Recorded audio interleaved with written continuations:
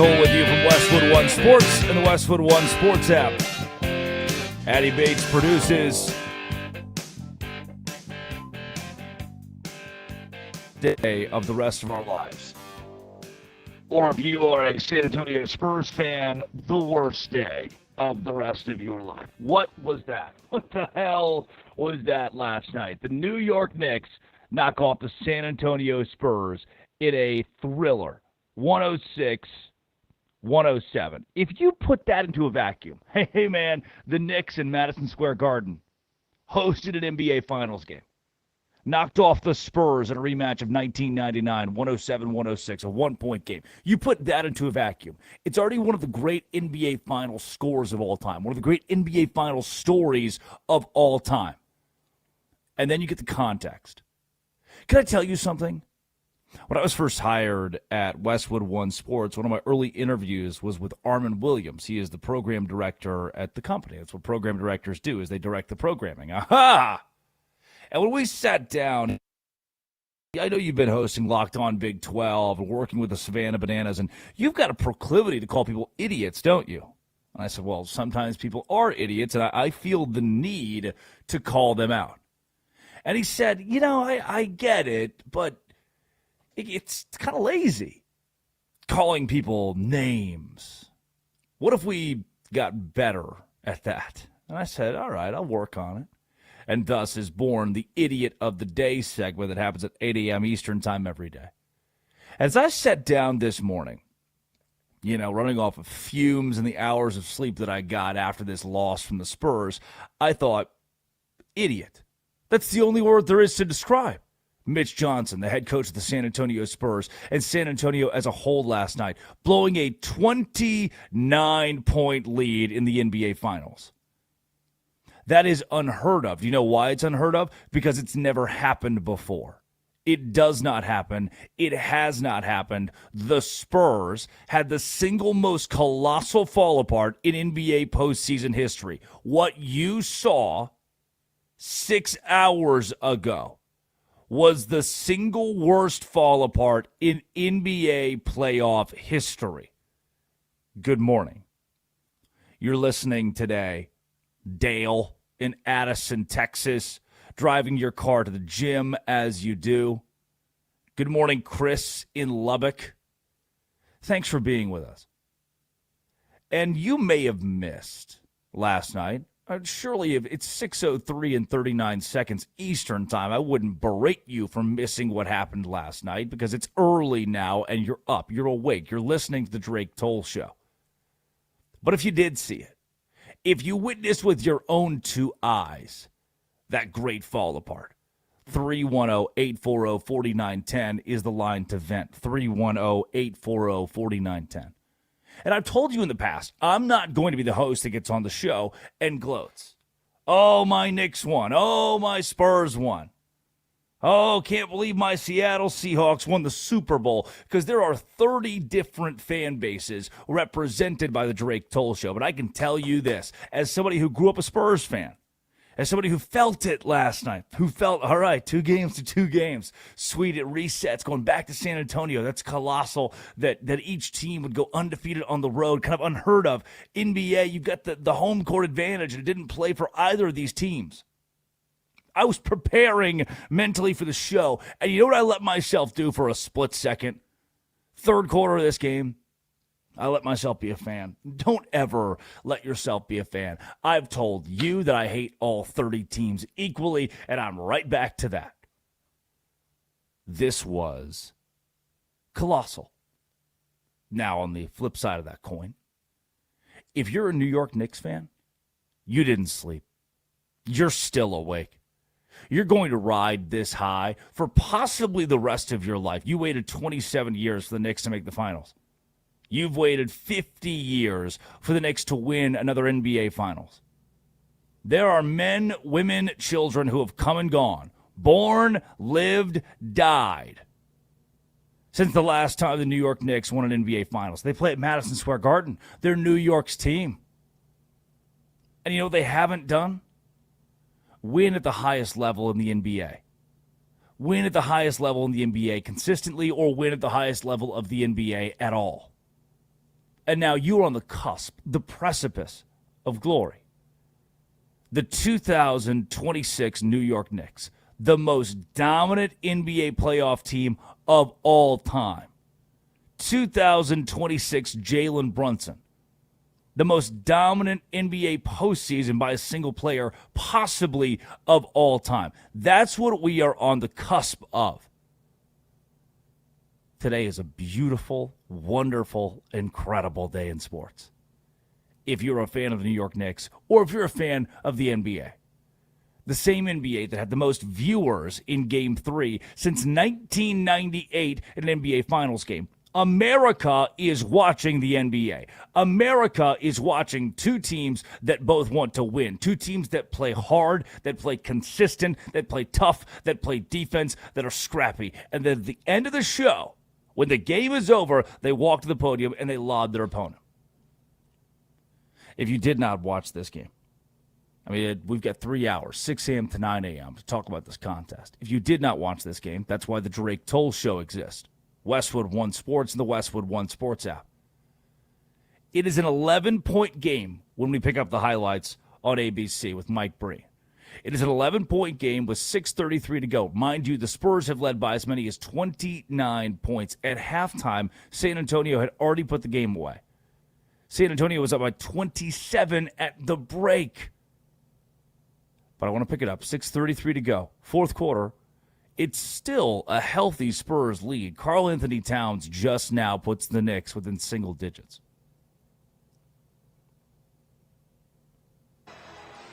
Towns fakes, drives on Wemby, goes inside, stops, flips it up, shot is good.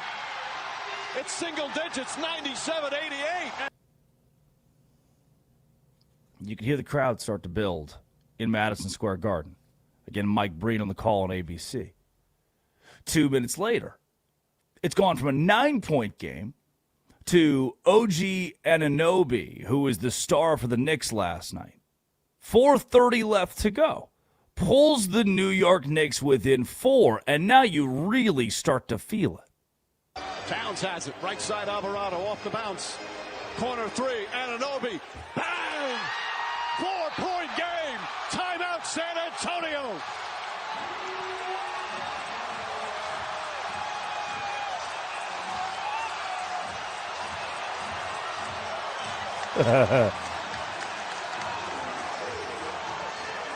And you hear the crowd build. You hear this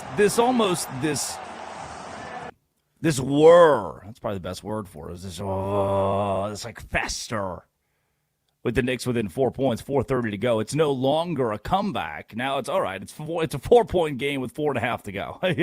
Millions of teams have rallied from this. Now it's just a basketball game. 2 minutes after this, who else but Jalen Brunson? Under 2:30 left in the game. The Garden is shaking. Brunson pulls the Knicks within 1. Shot clock at 5. Brunson fires up a 3. Puts it in! 1-point game!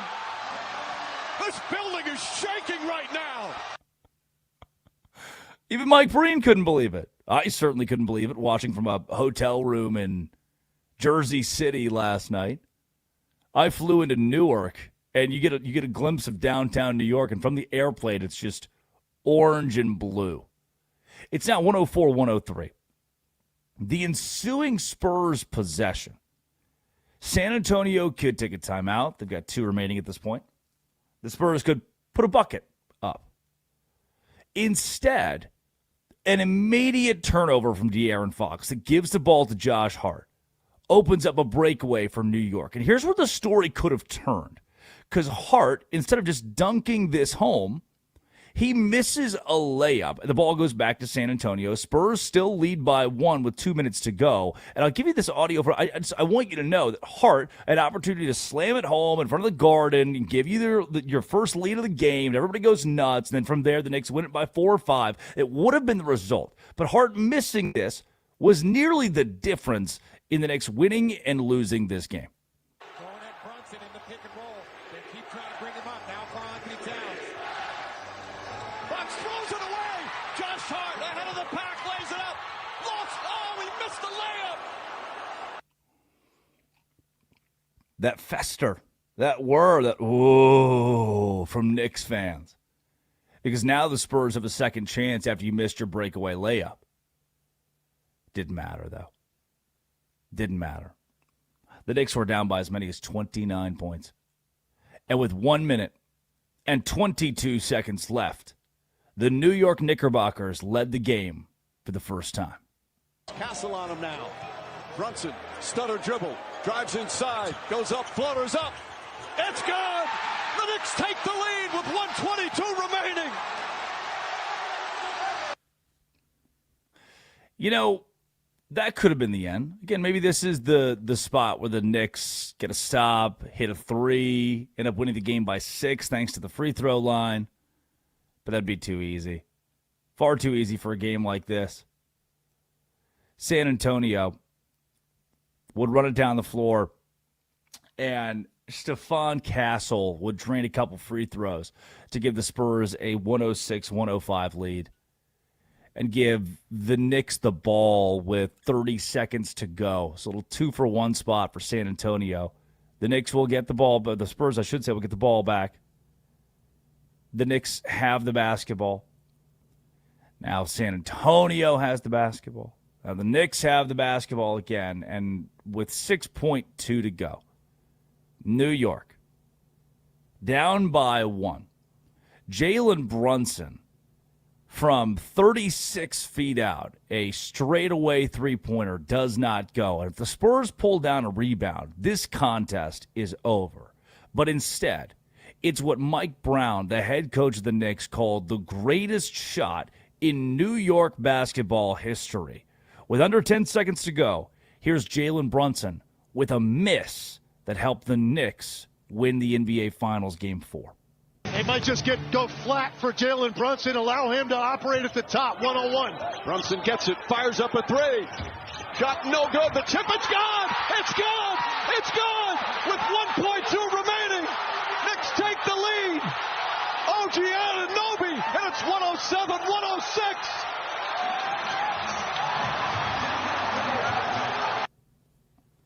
Sprinting toward the rim, gathering the miss, perfect touch, OG Anunoby tips the ball in. And Knicks fans, you are not dreaming. Now 1 second left on the clock. Spurs fumble and inbound. And here's the final call from Mike Breen. The Knicks win the game. Towns will guard the inbounds. Robinson will guard Wembanyama. Vassell, Castle, Fox as well. Harper's going to inbound the ball. No timeouts left. They have to get it in. Harper lobs it inside. Castle hasn't lost it. That's it. It's over. The greatest comeback in NBA playoff history. The Knicks pull off the miracle comeback and lead it 3-1. Now 1 win away from a title. That's the story. That's the picture. Bedlam in the Garden. Fans paid at minimum $3,942 for a ticket to this game. They paid a mortgage for this game, a month's paycheck for this game to get in the door. And they were treated to a memory that will last a lifetime, to a story. I was there. I saw it. I was at Game 4 in Madison Square Garden where the Knicks rallied the largest comeback in NBA history to knock off the Spurs. You woke up today, whether you knew it or not, you woke up today on a morning that is as historic as they've ever been in sports. You woke up today, whether you saw it or not, having lived through history last night. 107-106, the Knicks win. Now, earlier I called somebody an idiot, and I will not apologize. Mitch Johnson, the young coach. I mean, come on, don't lay into him too much. Spurs coach, he's trying to figure this out too with the young roster, with a roster of guys who are, come on, man. Cut him some slack, give him a break. Slack? A break? He just did the worst thing that's ever happened in the NBA. He just peed all down his leg, threw up all over himself. And you want me to give him slack, a break? This was the worst collapse in the history of the association. When we come back, let's hear from Mitch Johnson, the head coach of the Spurs, and what he has to say for himself. Roy Lee runs the board. Addie Bates produces. It's Westwood One Sports and the Westwood One Sports app. This is the Drake Toll Show.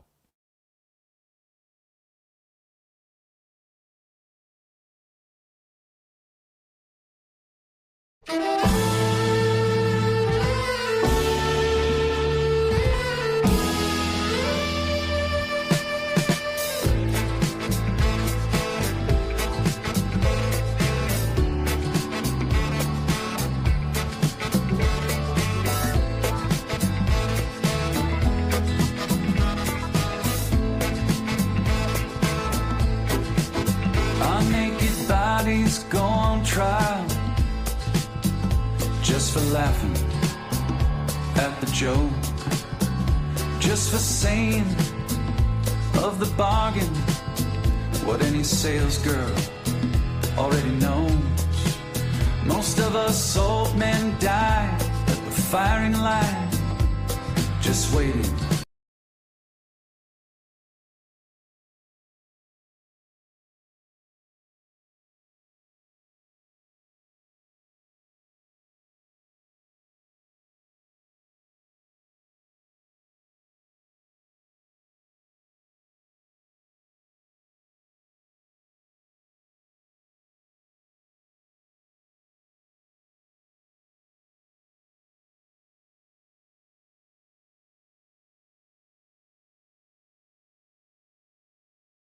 A number to be called. I guess time just makes fools.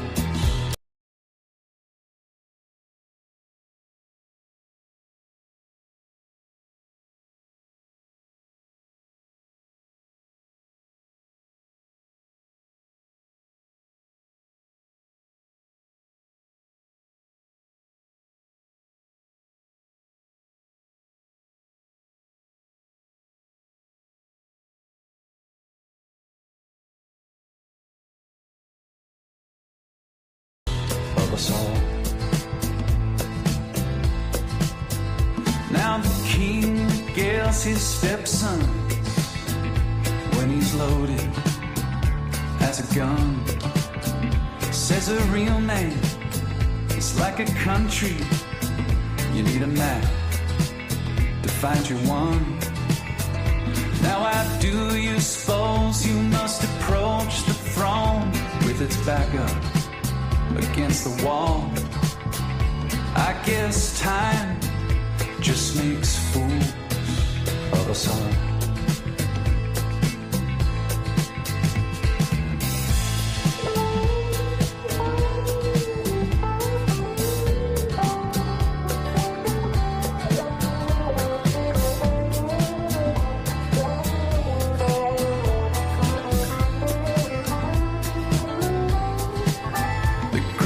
Minds of my generation, glad they conscripted in the war of defending any Goliath that would deign darken the door.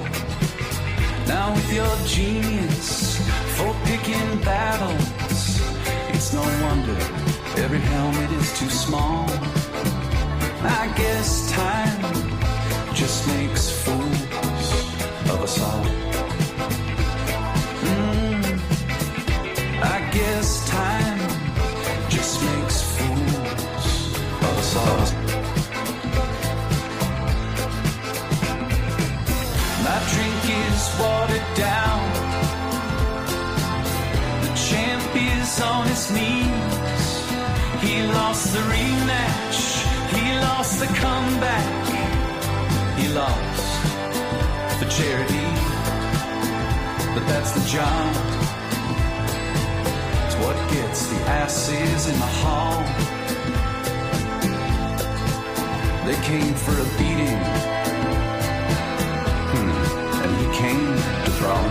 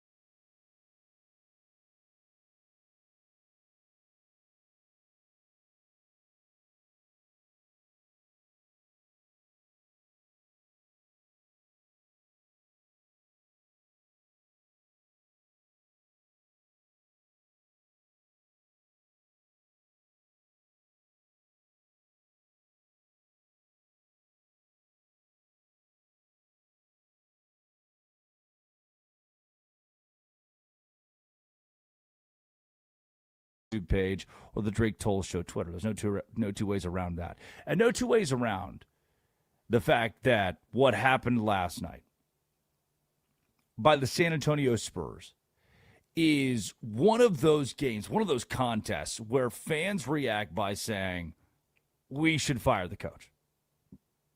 And it's pretty dramatic, right? We should fire the coach. You're in the NBA Finals. Game 4 of the NBA Finals. But you just saw the biggest disaster class in finals coaching history. I don't care how young you are. I don't care how inexperienced you are. The Knicks went on a 28-9 fourth quarter run. I'm looking at points of this game. I'm looking at late in this game with Mitch Johnson, the Spurs head coach, having 3 timeouts in his pocket. They're just sitting there. The staff failed to call timely timeouts, failed to implement defensive schemes to halt the Knicks' fast break, failed in a 7-minute decisive stretch of the fourth quarter to adjust. I'm watching late rotations. I'm watching Victor Wembanyama out of sorts defensively as if he's been placed in the wrong spot intentionally. I'm watching analysts. Charles Barkley was one of them. Chuck, after the game, criticized the team for taking 8 consecutive three-pointers while nursing a 25-point lead. Rather than using the clock to your advantage, limiting possessions, the Spurs decided to just go fast. There's a point in here with a minute to go, where De'Aaron Fox gets the ball on a fast break, on an offensive board from a fast break, and instead of just dribbling it out, throw a shot up. There's a lack of discipline, poor late-game instruction from the bench, a lack of timeouts, and the scrutiny surrounding the final possession. The scrutiny around a 1.2 to go. Stephon Castle is the guy. A lob play to Stephon Castle, who's not even in the paint, who can't even get positioning. That's what you want to do?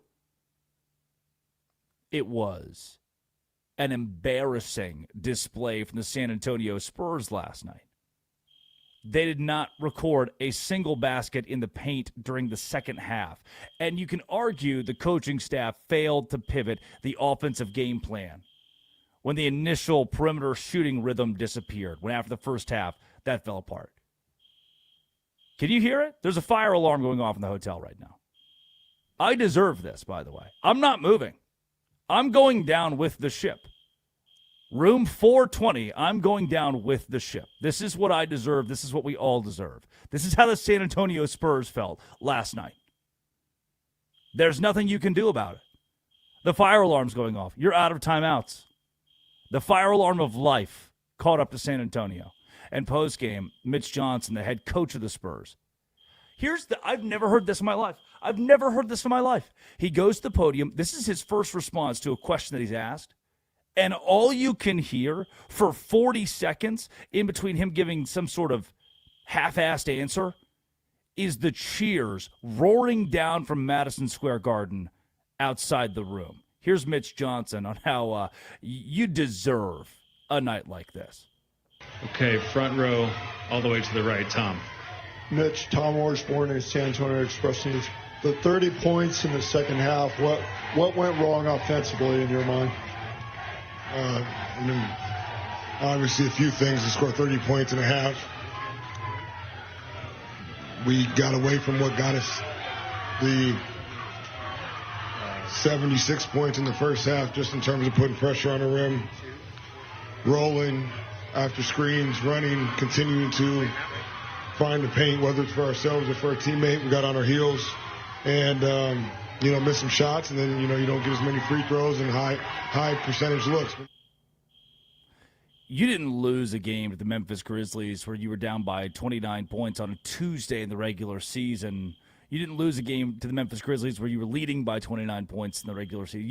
You didn't fall in a blowout. You didn't fall in a way that the opposing team came back on a night where Wemby wasn't playing. No, you did this in front of God and everybody, in front of a record-viewing crowd in the NBA Finals. I'm steps away from Manhattan where I sit right now, and you can feel it. The energy is palpable. I had with so many friends last night from the Savannah Bananas organization we're playing up here this weekend that went downtown who were incensed with the atmosphere. Victor Wembanyama, by the time he took the podium, things had calmed down just a tad. And Wemby said simply the Spurs just were not hungry enough to win last night. Third row on the left. Can't really explain it right now. I don't know. I think it's just, execution, greediness, some sort. We clearly weren't the most hungry in the second half. That's a dejected Victor Wembanyama, the 22-year-old star, the alien, 7'4" for the San Antonio Spurs, who couldn't get it done, who was neutralized in yesterday's game. Wemby would finish the contest with 24 points. It's not going to do it. It's not going to do it. OG Anunoby dropped 33. Jalen Brunson dropped 36. If you're going to be the star that goes on the road and wins a game against the New York Knicks in Madison Square Garden, when OG Anunoby's dropping 33 and Jalen Brunson's dropping 36, you can't score 24 on 9 for 25 shooting. And I get that half of those 16 misses, he's getting his board and putting it right back in. I understand that. But you cannot. Disappointment, if that's the word, not wanting it enough. You're the guy. You're the star.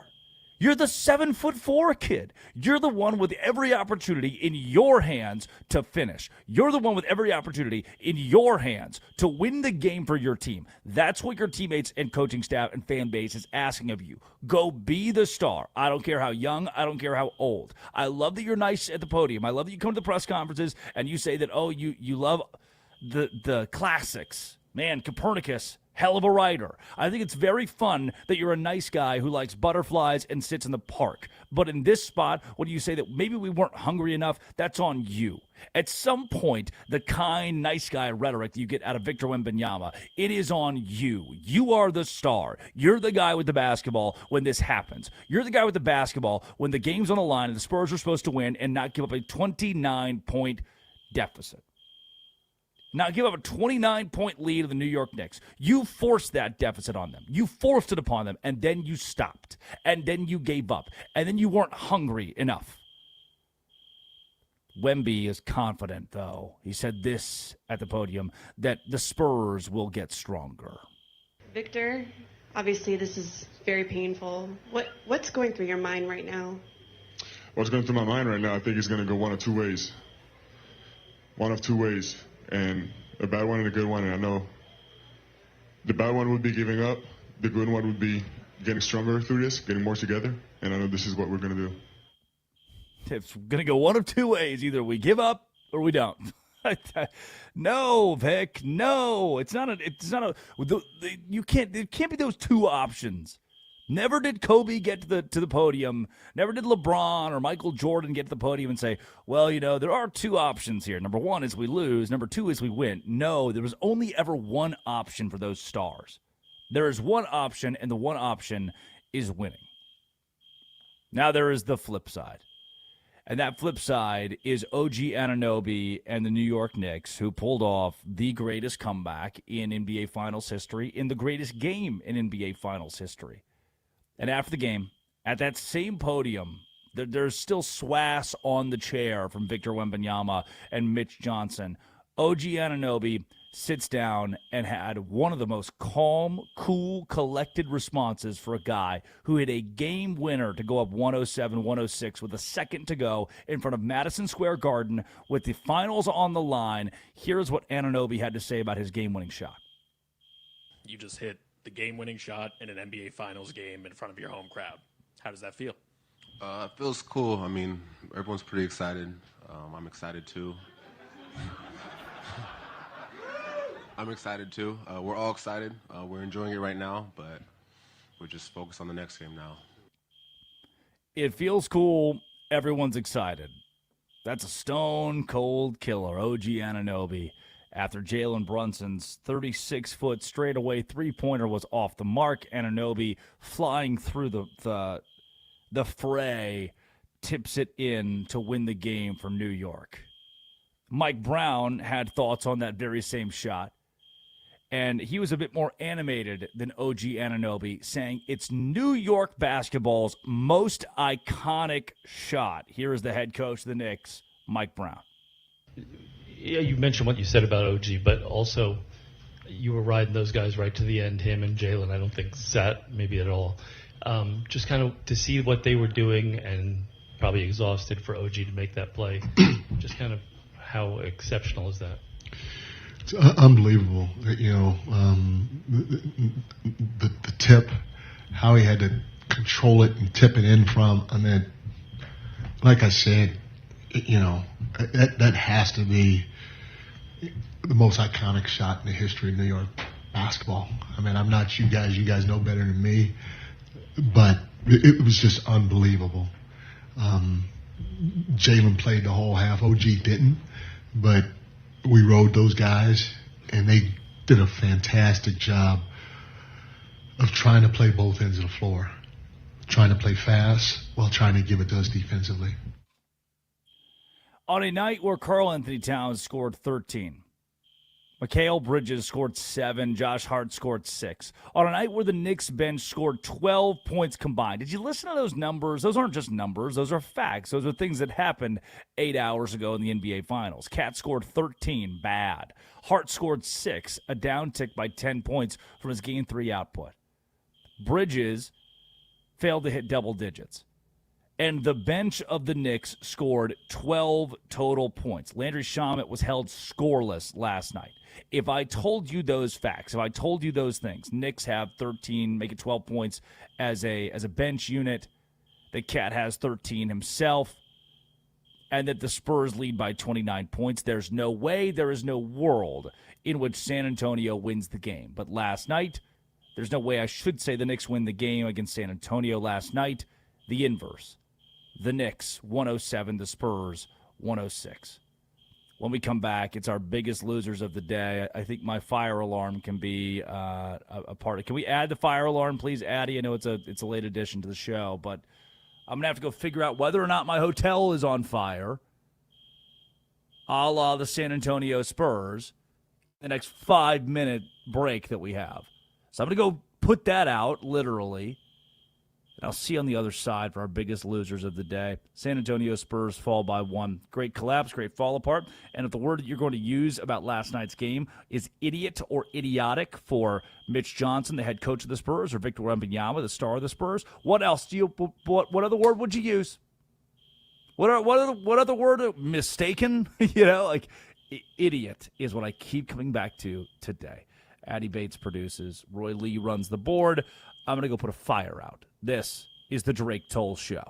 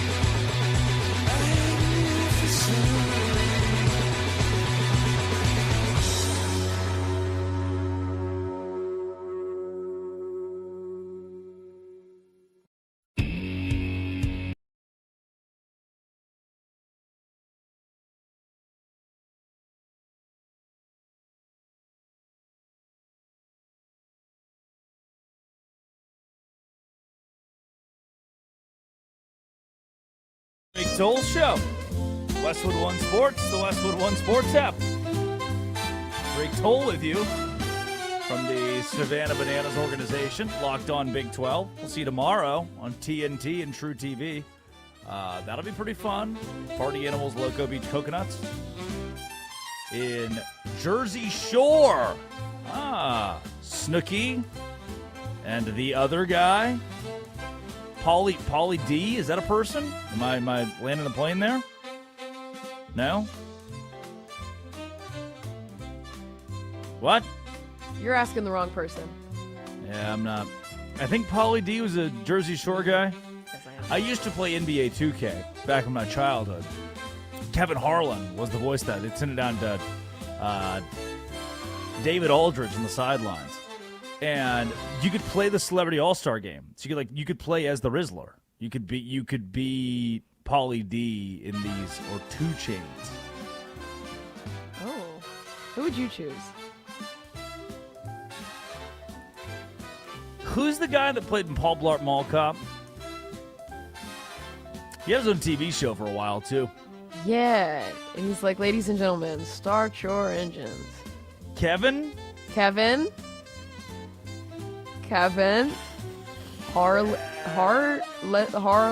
Kevin? Not even close. No? No, you're one Google away from who played Paul Blart Mall Cop. The lady on the plane next Kevin to me James. was watching. Kevin James was the name that you're looking for. Kevin James. The lady next to me on the plane yesterday was watching name the year. Paul Blart Mall Cop. What year? 2009. Oh, yes. Assuming you just Googled it. It is still 2009. He's 61 years old. Dead or alive? Good. Very alive. Okay. She was watching his newest movie, Solo Mio. Kevin James, Paul Blart Mall Cop, King of Queens, Grown-Ups, and Here Comes the Boom. I think he was associated with one of those Zoo movies, too. Yeah, he was. Zookeeper is what it was. Kevin James, not his birthday, has nothing to do with the show here, but I think he did play in a celebrity basketball game at one point in time for the NBA during the All-Star break. It is time. It is our 6:40 Eastern Time hour. It is now time for our biggest losers of the day. Myself, number one, due to the fire alarm outside here at the hotel, and that's the first thing that you need to know. Number two,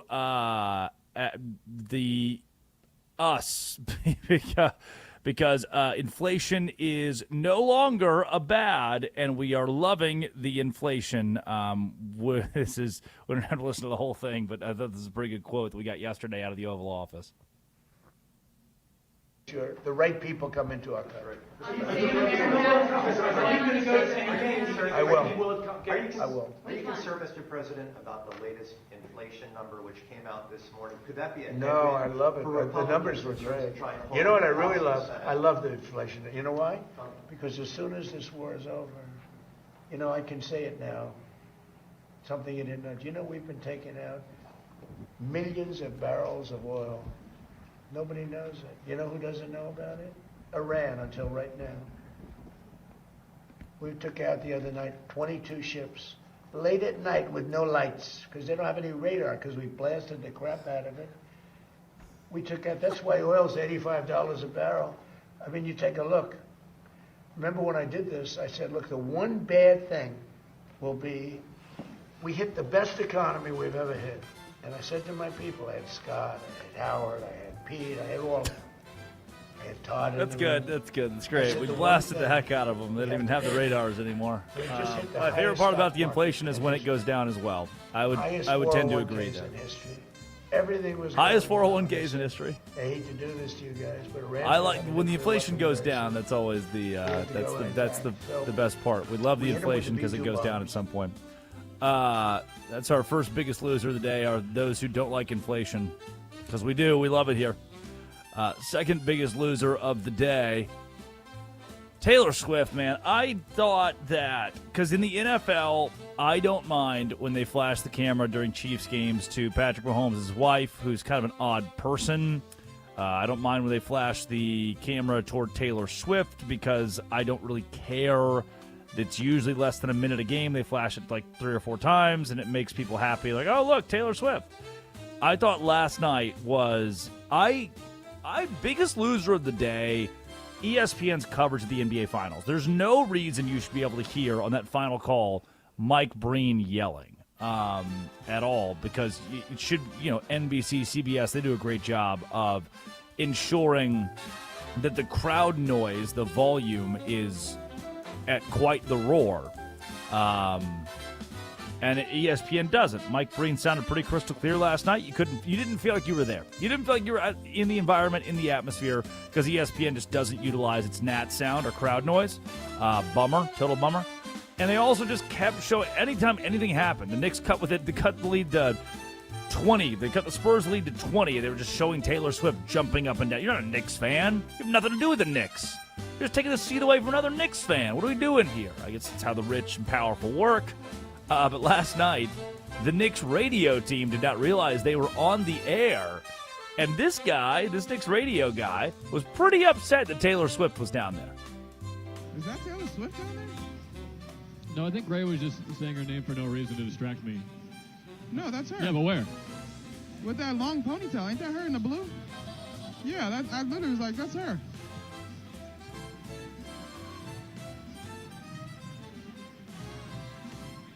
I don't know if I believe you. Wow, look at Tyler go. You don't even know where you're looking. Wife. Yeah, sure.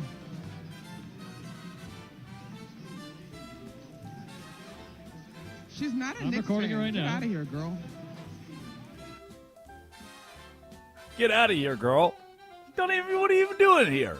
She did steal the show last night at Madison Square Garden. I guess it's her wedding venue. Is that true? Is she married at Madison Square Garden? Yes, but she wants it to be very intimate. Like, she wants it to be, when you want to go to Madison Square Garden, what I think of is intimate and small. You know that's not true. I think asbestos. Taylor Swift does not want anything intimate. True. It will be the spectacle of the year, and I can only imagine they will broadcast it live. There's too much money to be made not to, by the networks especially. You would give $1 billion for that contract to broadcast Taylor Swift's wedding. It'll probably be like a Netflix or something, though. Amazon Prime. They get a lot of money over there. Taylor Swift's our biggest loser, and ESPN can kind of be thrown in that, too, for not utilizing their NAT volume, crowd volume, and showing Taylor Swift 15 times last night during the NBA Finals. I already get enough during football. I don't need it during my basketball as well. Biggest loser of the day, Paul Feinbaum. Paul, is this you, Paul Feinbaum? Because he said that Paul Feinbaum said that college sports went DEFCON 1 over the whole Brendan Sorsby deal, and it's weird. Paul Feinbaum also said this about the Brendan Sorsby conundrum. It feels, going all the way back to Pete Rose, which in my now almost 40 years in media remains, I think, the most explosive story that I've ever seen. This is a landmark day, and Paul Feinbaum is here as only he can to put some context to it. Paul, what is your top-of-the-head immediate reaction to this ruling? Well, college sports went to DEFCON 1 yesterday, Greeny, and that's rare because the sport has gone so low in so many different circumstances. But everyone but Texas Tech officials were in unanimous agreement that this is one of the worst rulings because forget whether college players get paid and all the things that go along with it. This is about the integrity of what happens on a Saturday afternoon. And Brendan Sorsby bet on games while he was at Indiana. Remember, he went to Cincinnati. He is a transfer. He has not played a down for Texas Tech, and they maintain they haven't done anything wrong. They sent him to rehab. It's a great example for the youth of America, and you can stop laughing now over your cornflakes. But the point is, what happens now? I think everyone knows what happened yesterday. This is a Texas state judge. The original judge, of course, was a Texas Tech graduate. They brought in a retired judge in Fort Worth. He ruled the same way. He delivered a 3-page ruling. It was like, I don't have time for this. I'm going home to play golf with my Texas Tech buddies.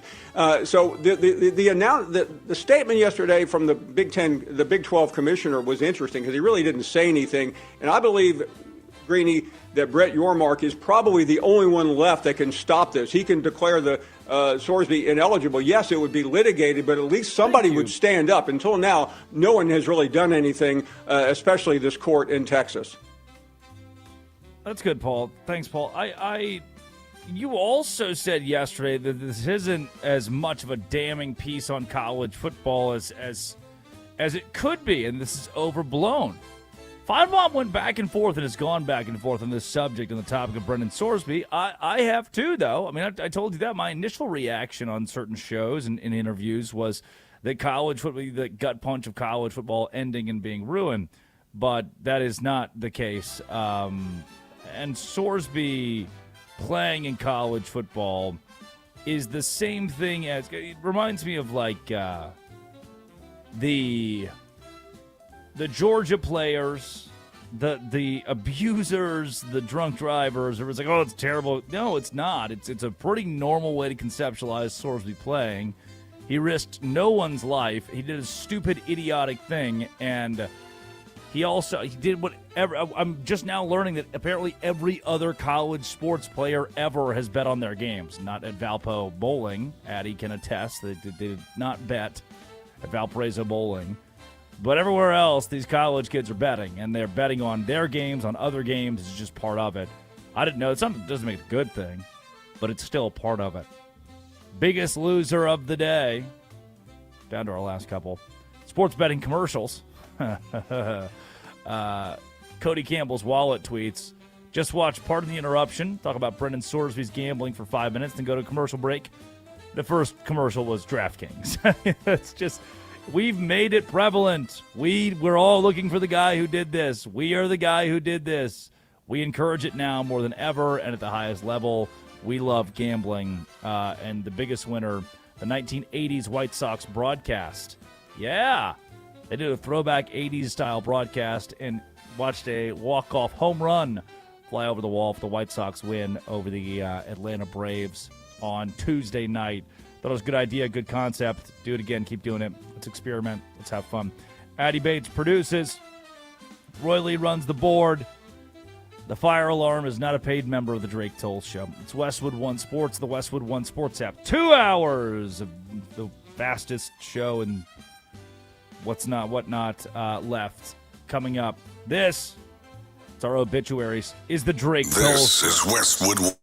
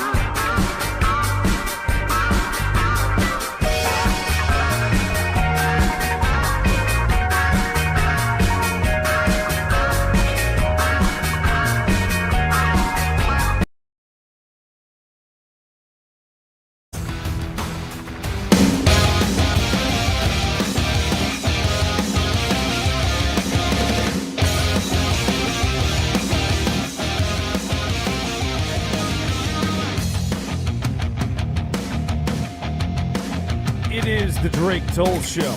Westwood One Sports, the Westwood One Sports app. Drake Toll with you from the Savannah Bananas organization and Locked On Big 12. Addie Bates produces. Roy Lee runs the board. Good morning, everyone. The New York Knicks knock off the San Antonio Spurs by a final score of 107-106 last night. The Spurs are a joke. The Knicks won the NBA Finals. There's no way the Spurs come back from this. And what stinks is, can you imagine if, let's switch out logos with San Antonio at Oklahoma City, okay? That would be awesome. You would love to root against Oklahoma City. You would love to be so excited today that the Thunder, this villain, had gone down in such dramatic fashion. Or we love to hate LeBron. This had been LeBron and the Lakers. We love to hate the Celtics. We love when the 76ers fall apart. But it's not. It's this sweet, cute little Victor Wembanyama and the Spurs who are really hard to hate. They're not hateable. But when you lose a game like this, it makes your blood boil as a fan of the NBA. You're like, wow, what a disgrace you are to the sport today. You did something no one else has ever done in the history of the association. You just did something that no one else has dared to do, and that's go up 29 points, be up 20 points with 9:33 to go, and lose the basketball game in the NBA Finals. It's never happened. You went to the depths of stupidity to ensure that your name was in the record book. And the team that was hard to hate is now a little bit easier to hate today because you're just annoyed. Like, man, how do you do that? How do you pull off being that silly in a finals game? Well, the Spurs did. And what a disaster it was. Whereas the flip side of the coin, the New York Knicks now have a commanding 3-1 lead. The Spurs would have to win 3 in a row. San Antonio already dropped their first 2 contests in this series in San Antonio. Now you'd have to win a couple games in Texas, another game in Madison Square Garden, just to keep the whole thing alive. Oh. A fall apart, a colossal fall apart for San Antonio, which segues really well into today's obituaries.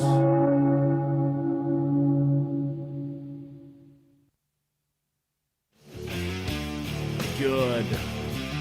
We're there. Dead today. The possibility of Brendan Sorsby playing in Week 3? According to Texas Tech head coach Joey McGuire, Sorsby might not play against Houston in the Big 12 opener for the team. Or on 3, Texas Tech's McGuire says Sorsby returning for Week 3 against Houston after his suspension is a stretch. He's recovering from an addiction. I've sat down with this young man several times, and what he's going through and what he's been through is serious. Yeah. Yes, it does sound like after $90,000 worth of bets that Sorsby might be the epitome of we need to fix this gambling addiction, that Sorsby's right. Yep, nope, you landed the plane there. He probably needs to get a lot of help. And now Texas Tech is saying, hey, we're not going to rush him back. We want to be cognizant and conscious of his gambling issue and addiction. Addie, here's the only problem I have with this. He's most certainly 100% unequivocally going to play Week 3 against Houston. Joey McGuire is just saying this to make himself look good. If Texas Tech wants to have its integrity, look like an actual organization, they will not play him. They will not play him. I just fear that for years to come, this will have negative consequences for that university. Our schools already don't want to play you because of Brendan Sorsby, because of one guy. If you bench him, there's nothing saying you can't bench him the entire season. Say, hey, maybe you need to enter the transfer portal. Sorry, like this, just bench him, and then he does that. Find someone else. I feel like if they play Sorsby, what if he it's going to be bad for them long term. What if he sues you? He can sue you. For benching him? That's the problem. It's like he could absolutely sue. I mean, there's how you if you're the face of an organization. Yeah, but there's also I don't know. Whenever I was in college, we had players who were benched because of grades, because of maybe they drank the night before, they were hungry. You got benched that entire tournament. You are also reflecting that university, and if you're doing things that harm that university's image, I don't see why you can't sit and say, "Oh, you're battling addiction right now, and it's week 9. Maybe we can sit there. You're still battling addiction." Michael Jordan allegedly had to quit basketball and play baseball for a little bit because his gambling proclivities were so bad. I don't think the Bulls really cared. And, at the end of his career, no one really talked about it. Like, Sorsby being a villain's not the worst thing in the world. It's only this kind of PR. When's the last time we were talking about Texas Tech football in an offseason? Ever? I mean, I hope we never do again as a Texas 2008? fan. Yeah, but if you put the Texas fan thing aside, I think you've been. Are you saying that all PR is is good PR? Or are you saying that all talk is good talk? Because this is not the kind of PR that you want your school to have.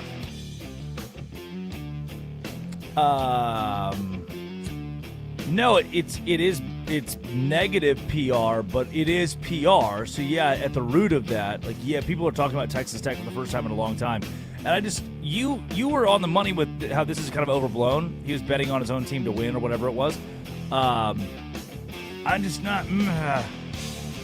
I don't think you should bow to the whim of the other. What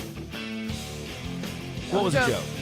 Me saying that he was betting on his team to win. They haven't seen that kind of winning mentality in years. I've been saying that about Pete Rose for years, and I'm kind of joking because you're not supposed to do it. Yeah. But the thing is, and I said this yesterday, it's just like sports betting is just like Joe Camel of the '90s. It's like Marlboro Man of the '90s.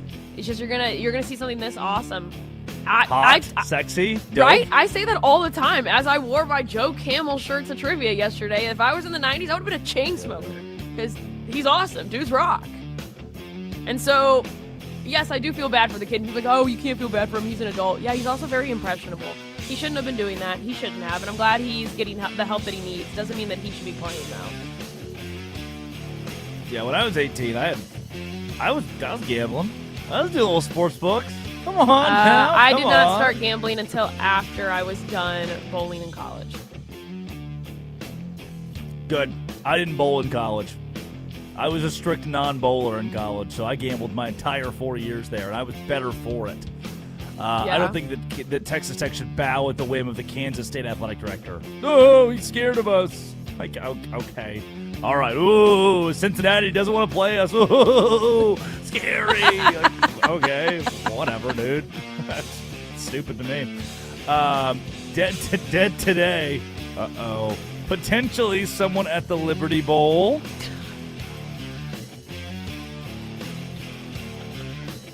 Brian Kelly is back in college football at Memphis. He will serve as the unofficial unpaid consultant to the Tigers' first-year head coach, Charles Huff. Unpaid is hilarious.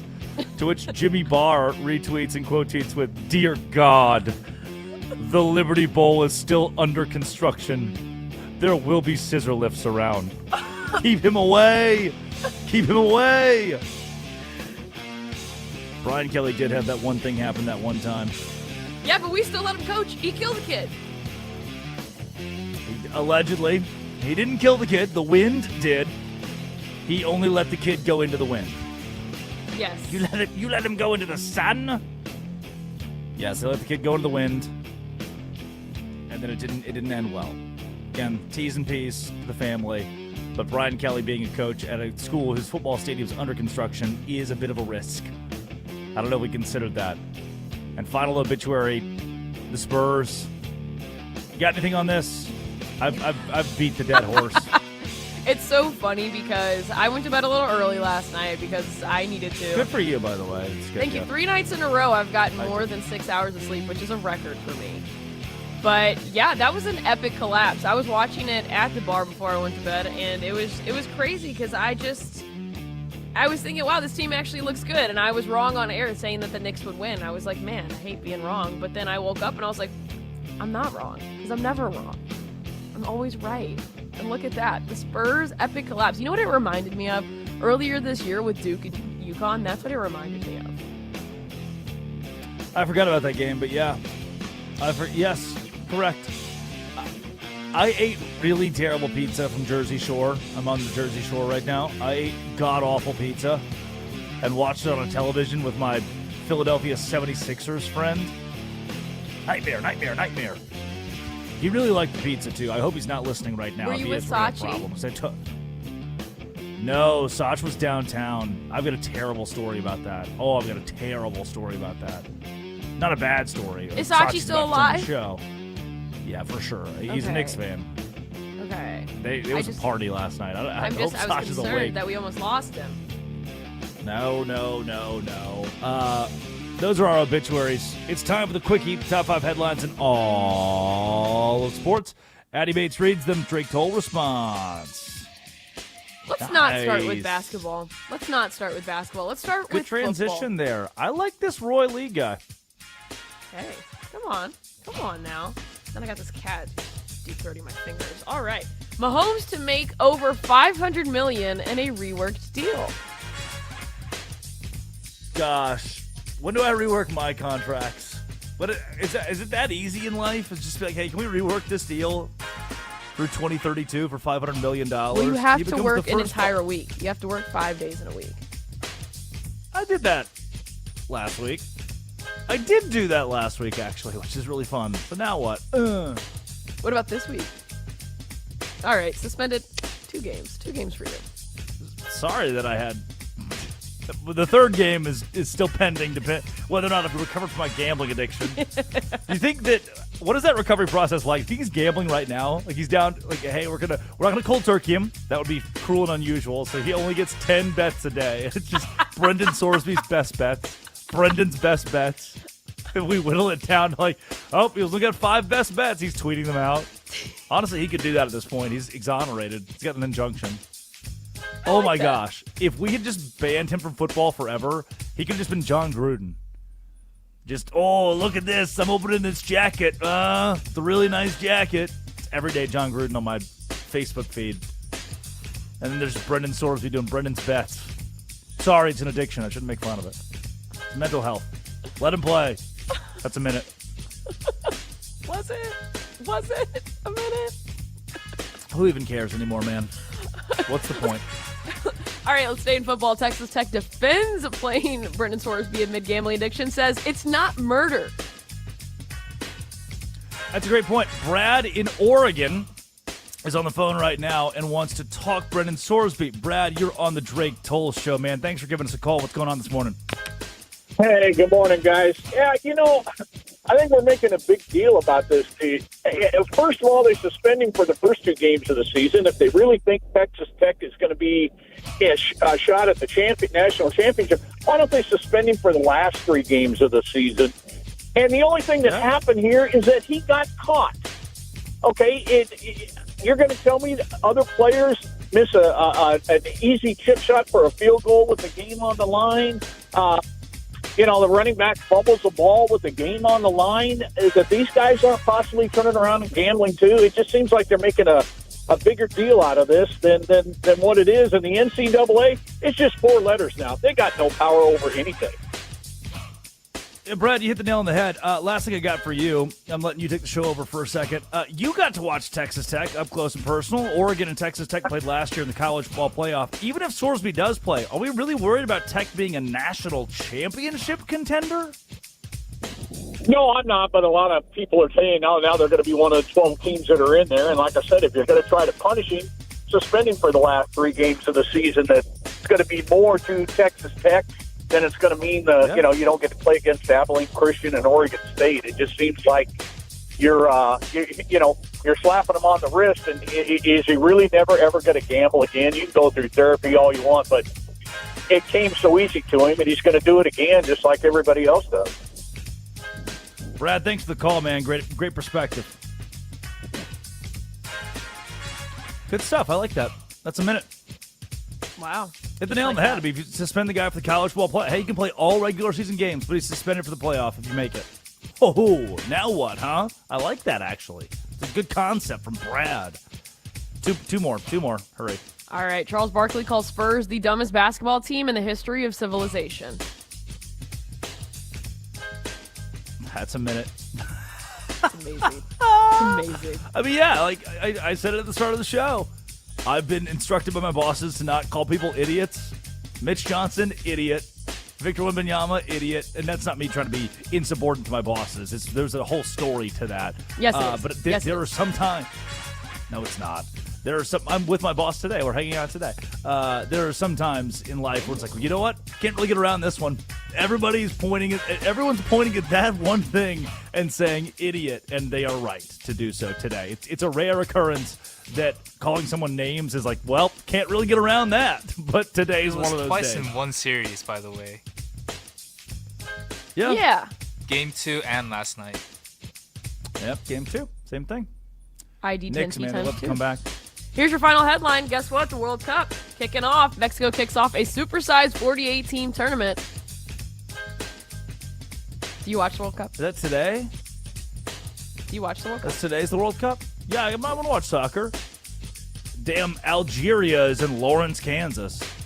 They got Messi in Auburn, Alabama. I got to go find my Mexico jersey and put that on at 3 o'clock. I got Neymar's in Greenbrier, West Virginia. What do you mean I'm going to watch the World Cup? Of course I am. Get ready to learn Waffle House, Exxon, Neymar. buddy. Yeah. Now what, Neymar? Now what? Real food, American style. Yeehaw! Coming up, Chris Sachi, Locked On Knicks, joins the Drake Toll Show. I bet he's plussed. Addy Bates produces. Roy Lee runs the board. This is the Drake Toll Show.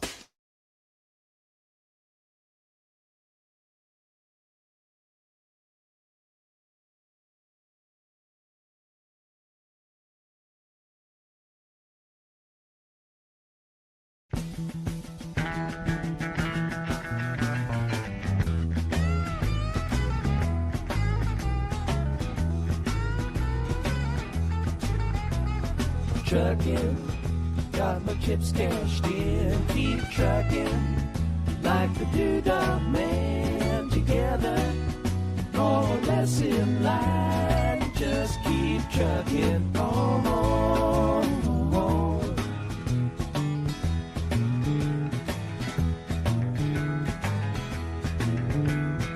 Arrows of neon and flashing marquees out on Main Street.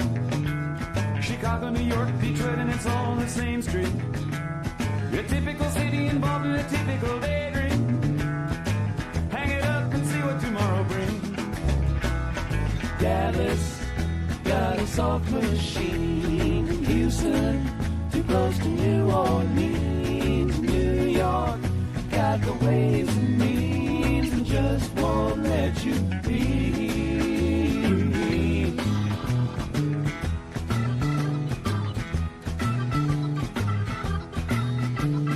Most of the cats that you meet on the street speak of true love. Most of the time they're sitting and crying at home. One of these days they know they gotta get going. Out of the door and down to the street all alone. Chugging like the Doodah Man once told me, you got to pay your hand. Sometimes the cards ain't worth a dime if you don't lay them down.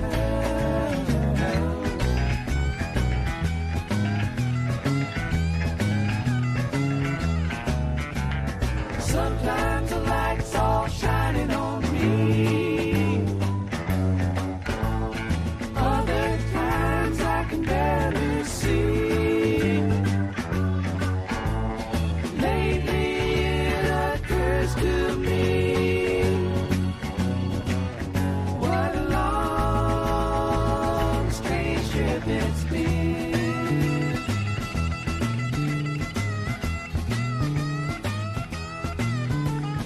What in the world ever became of Sweet Jane? She lost her sparkle, you know she isn't the same. Living on Reds, vitamin C, and cocaine. All a friend can say is ain't it a shame? Looking up the buffalo, been thinking you got to mellow slow.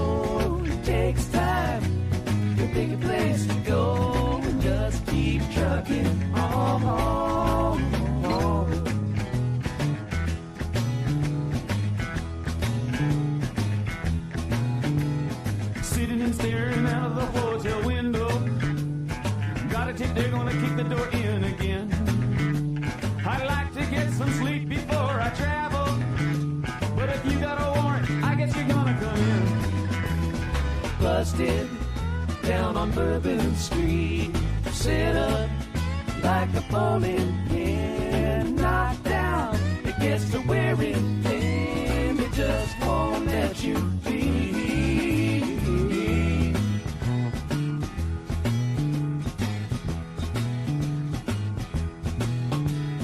You're sick of hanging around and you like to travel. Get tired of traveling, you want to settle down. I guess I can't revoke your soul to try and get out of the door without having to look all around. Sometimes the lights are shining on me.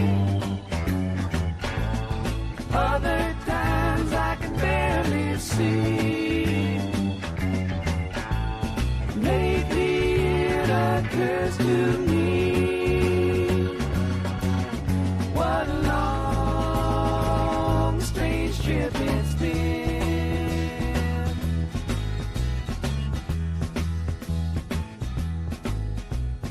Trucking, I'm going home. Whoa, whoa, baby, back where I belong. Back home, sit down and patch my bones and get back trucking. Home, home, home, home.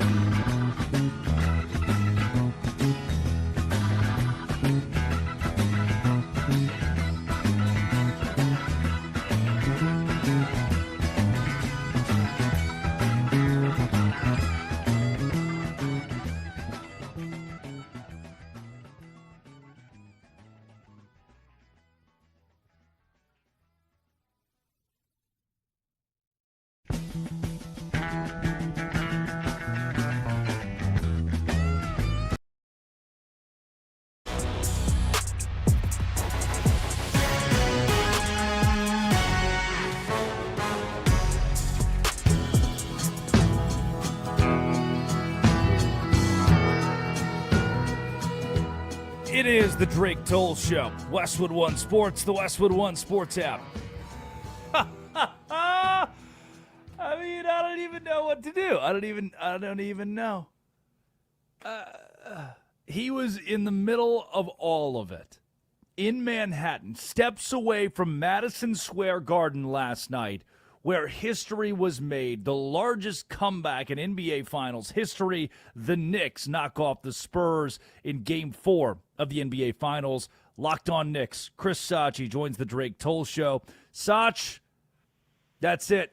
That's the question. That's all you get, man. You take it from here. I mean, Drake, thank you for having me. What an unbelievable night from Manhattan itself, like you said. I'm going to just kind of bring you through exactly what was going on. My friends and I were trying to watch at the Celtic Rail Bar, right outside the Garden. We're inside a security zone. We have to sweet talk our way in. I'm so fired up that I called WFAN, and they're talking about it with me, Craig Carton, and C-Mac. As you can hear, I think listeners of your show who've heard me a couple times before know that my voice is not 100% because we were hooting and hollering throughout the streets of Manhattan when it was all said and done. I mean, this Knicks team was down 29 points. No team has ever been able to overcome a deficit that large in an NBA playoff game and come back, much less an NBA Finals game and come back to go up 3-1 when all the world, Wembanyama is absolutely looking like he's in Mitchell Robinson's head, talking smack, and this Knicks team never gives up. The second playoff comeback they've had this year of 22-plus points. And they were down 29. I mean, it was unbelievable. There's so much to get into, Drake. But I gave you the beginning. I gave you how the craziness of how we got in there. And then the streets of New York were abuzz with just the most joy and love and positivity for most of the fans out there. And it's a feeling unlike I've ever felt before in my life. And that's someone who's been rooting for the Knicks through lots of ups and downs. And I saw people in Bernard King jerseys and Clyde Frazier jerseys who are, on the older side, also amongst a lot of the craziness as well. So that just goes to show you how amazing this was. One of the best comebacks in sports history, in sports history, not just basketball. That moment, the shot from Jalen Brunson that does not go, OG Anunoby, the putback to put the Knicks up 107-106, that would be the final score. Take me to Manhattan. Take me to Manhattan, New York, when that moment occurred. I mean, just look, I have to tell you this. This is really interesting because at the time, I'm looking for my sister, right? So me and my buddies were at the bar, like I mentioned. With all the security, the bar, like I mentioned, happened to be in like a bubble zone right outside the garden to where you needed to kind of be screened in. And so as I'm going to meet her, we're both watching on our phones, and a collective roar just escapes from people in their cars, from people in all sorts of bars and restaurants, from people watching on the street, from the garden itself. You can hear it seeping out of there. I've never experienced anything like that. It's like some of those old stories you hear about Vince Scully calling Dodger games back in the day in Brooklyn, where everyone was reacting live together. What in 2026, when you could say what you want about how fractured we might be as a society and how technology-based and driven we are, that was not the case last night. And the euphoria, like as the shot goes up, it's like we were all in the building together, and these were just the streets of Manhattan. Hearing the collective roar and cheers, and right after that, it was like the air was let out of the balloon, and like security was ready for it right where we were at. But man, was it just amazing! I was so thankful that I actually happened to be outside for that, even though there was under some strange circumstances with everything going on. And it was just absolutely amazing. And that shot goes up. Everyone's, why is he taking a three? They weren't in any position to need a three. And then Anunoby not boxed it out. He was the guy, I was telling my friends the whole night, the only Knick who wasn't fearless last night. From the opening tip, the Knicks were down 41-22 in the first quarter. He was the only Knick driving the basket. He got to the line a lot of times. And it was fitting that Anunoby was the one who ended up being the hero because his efforts were rewarded. He was never someone who went down in this game. And a lot of Knicks were heating up in the second half, but he was strong throughout the game. And from the opening tip to the very last seconds of the ball game, and he blocked De'Aaron Fox on the other end right before that to set up his heroism. Amazing stuff. One of the best moments in my life, sports or not. The New York Knicks outscored San Antonio 26-14 in the third quarter, 32-16 in the fourth, holding San Antonio to 30 points overall in the second half combined. Chris Sachi of Locked On Knicks joins the Drake Toll Show. Sach, let's talk the X's and O's of this. What flipped at halftime for Mike Brown's team to come out with a defensive fight? Again, you allowed 41 points in the first quarter, 35 in the second, 30 combined in the second half. How does that happen? Well, one amazing thing that I was talking about, you go to these bars, right, Drake, and you have actually the best basketball aficionados you've ever seen. Basketball is being taught at a pretty high level. And a lot of folks were saying, look, this Spurs team will not be able to repeat the 14 threes that they nailed in the first half, which, by the way, is an NBA record, And so what also in terms of like my good friend Steve Kemp was saying, who I podcasted with before, something has to flip in the momentum of this game that's beyond the X's and O's for this to change. And it was the Victor Wembanyama flagrant when he elbowed Mitchell Robinson in the face. Yeah. It was Towns in the face. That's what seemed to change the energy. And then I think it opened the door for the Knicks to just be so exasperated.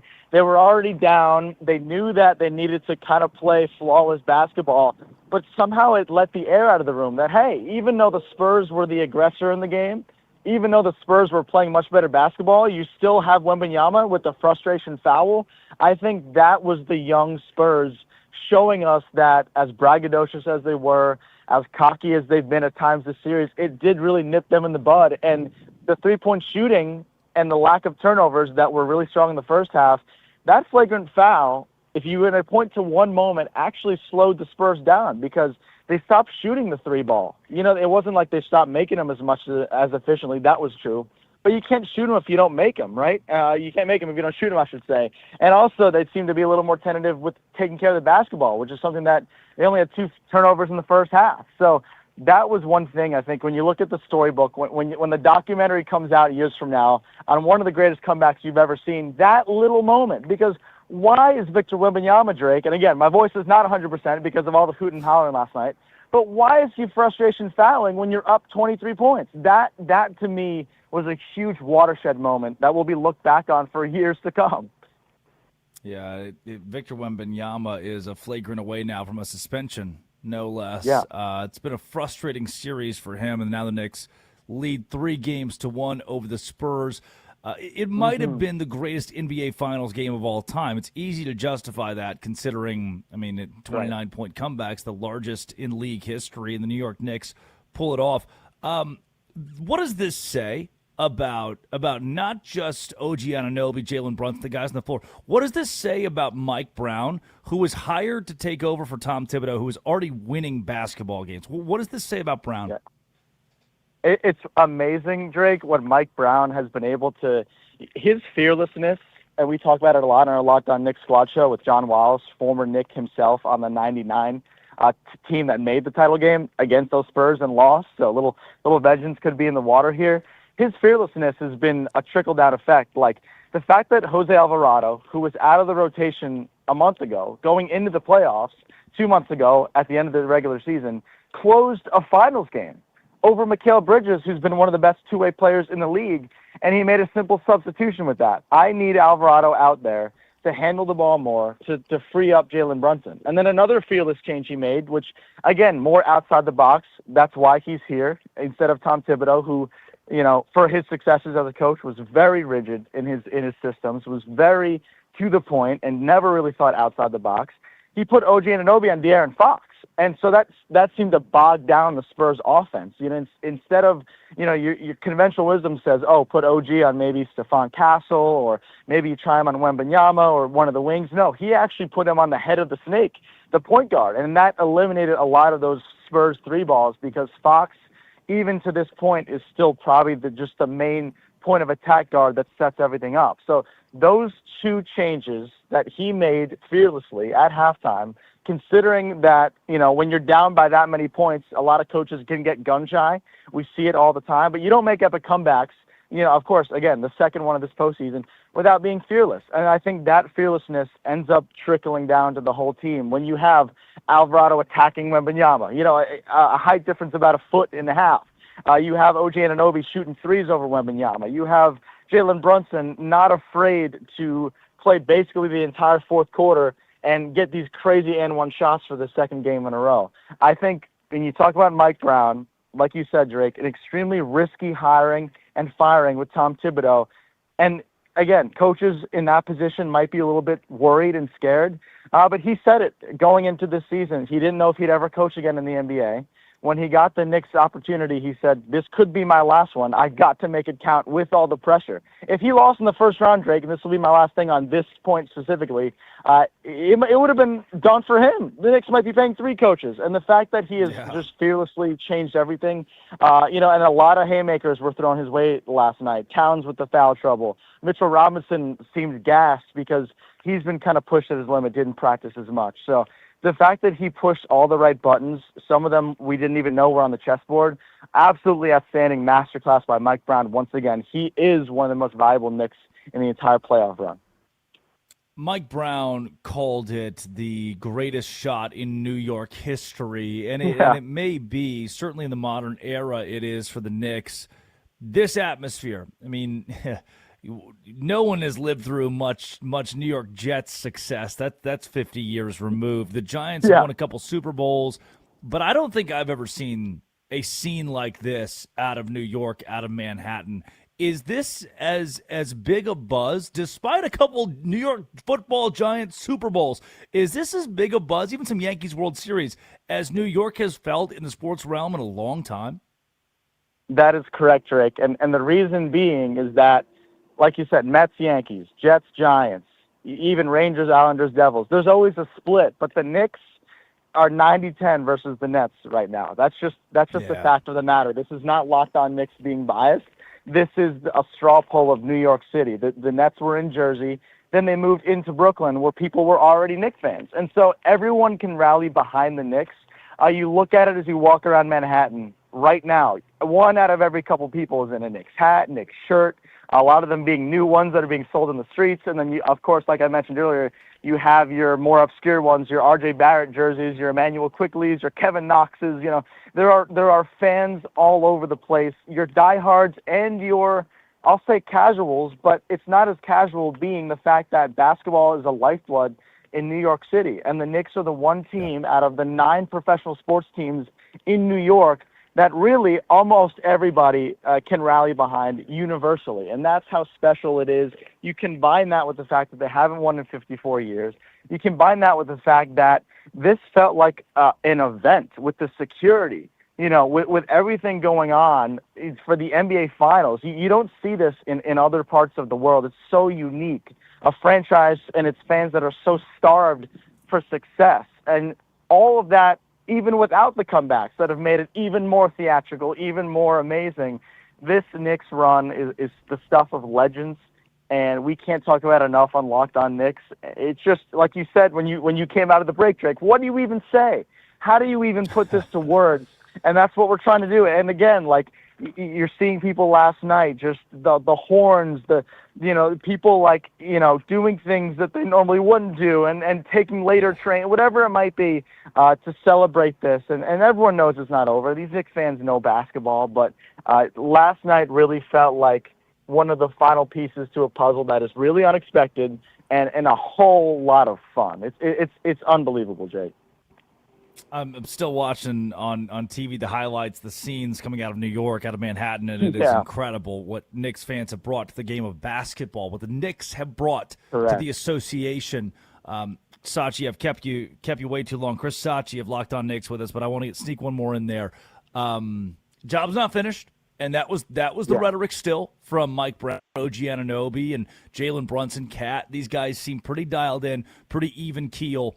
How much of a leg up does New York have now going to San Antonio for Game 5?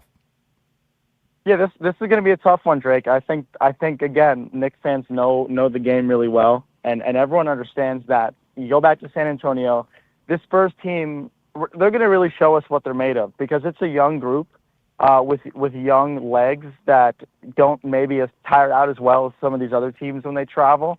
And they're going to show the Knicks, I don't think this is a team that's going to roll over. And so, this is still very much a series. It's still very much a series where this Spurs team on their home floor can all of a sudden wash away the sins of last night, right? And I was actually in Manhattan, Drake, as a Spurs, and this was not a planned out thing. We were dropping off one of our buddies at his subway station, right near the Spurs team bus.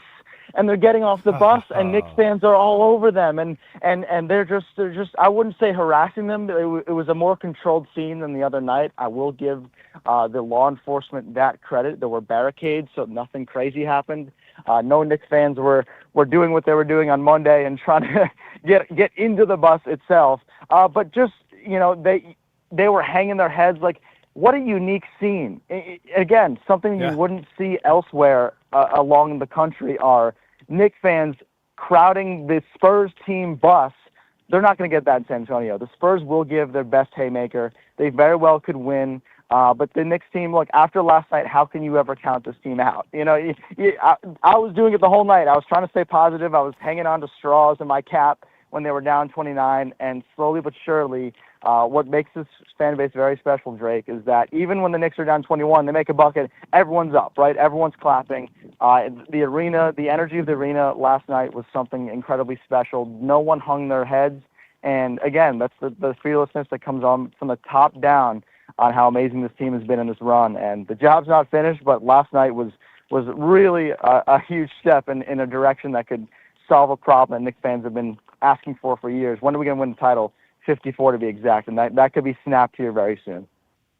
Sach, again, we got you up early. We kept you late here, but you're an energy giver and a treat to listen to when it comes to New York Knicks basketball. How can folks best support you? Yeah, Locked On Knicks. Again, if you're watching on the YouTube, that's the best way to find us. Also, everywhere you get your podcasts. And look, that postcast last night was absolutely electric. Out of Jay Berman, we already have a daily show coming off last night, and squad shows to come. Like, we're coming at you just like the Mike Brown defense with different looks, different waves, different voices. Like I said last week, special guests. So Drake, I want to thank you again for having me on Westwood One. The what you guys are building is phenomenal, and the fact that the Knicks have taken center stage, it goes to show you how far everything has come with this team and the pain, right? So much pain these Knicks fans have been through. Like you said, what they brought to the basketball world is phenomenal, and I just want to thank you for allowing me to be somewhat of a voice for all these people, and being boots on the ground last night was a blessing, so I appreciate you and everyone at Westwood One. Yeah, thanks again, Sach. Great to talk to you. You as well. Thank you. go Knicks, You can follow him baby. at CJ Sachi on Twitter. But I love every Knicks analyst that we've heard from, that we've talked to, that I hear on TV is just they let themselves be fans in the middle of this. It's really cool to see. You don't get that much in sports, but for Knicks, they've been through a lot. They deserve it. Coming up, Brendan Sorsby. Should that guy play college football? Let's get into a heated debate about it. It's Westwood One Sports and the Westwood One Sports app. This is the Drake Toll Show.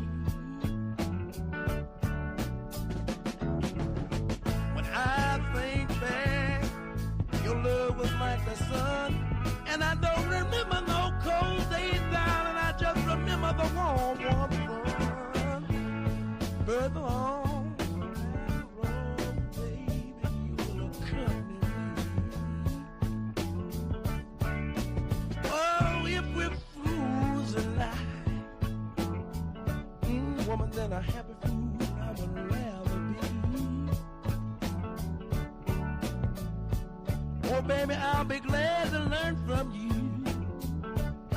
And darling, I know you will be glad to learn from me. And if we get down and things get sad, we can cheer up each other and grin, 'cause things just ain't that bad. If we're fools in life, then a happy fool I would never be.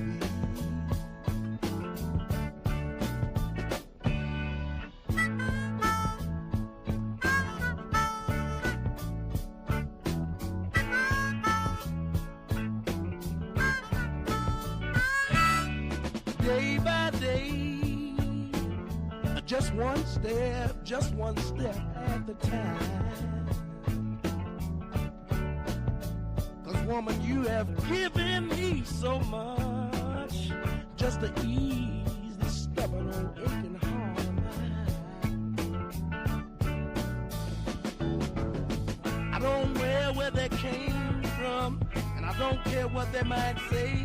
Woman, you've been loving in my corner all the way, day by day. Yeah, it's the magic of kindness flowing all the time. Further on down the road, baby, you will accompany me. Oh, woman, I'm hoping. Further on down the road, baby, you will accompany me. Oh, baby, can't you hear me praying?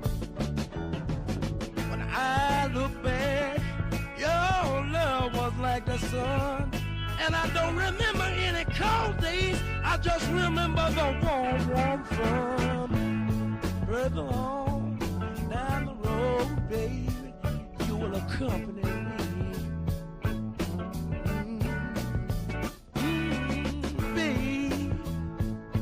Oh, baby, oh, baby.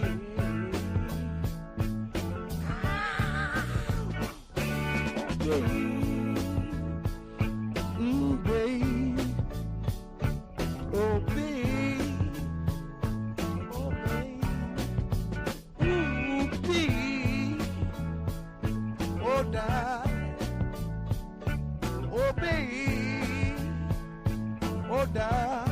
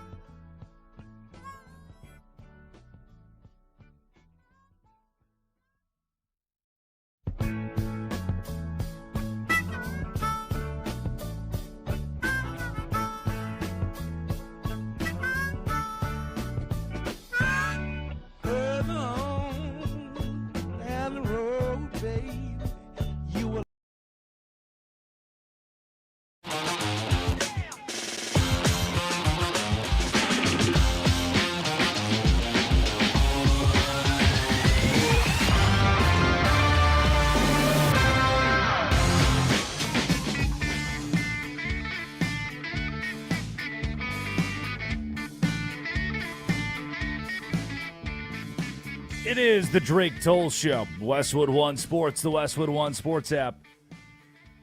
Mere 9 hours removed from the New York Knicks, the 29-point comeback against the San Antonio Spurs in the NBA Finals to take Game 4 in a 3-1 lead over San Antonio.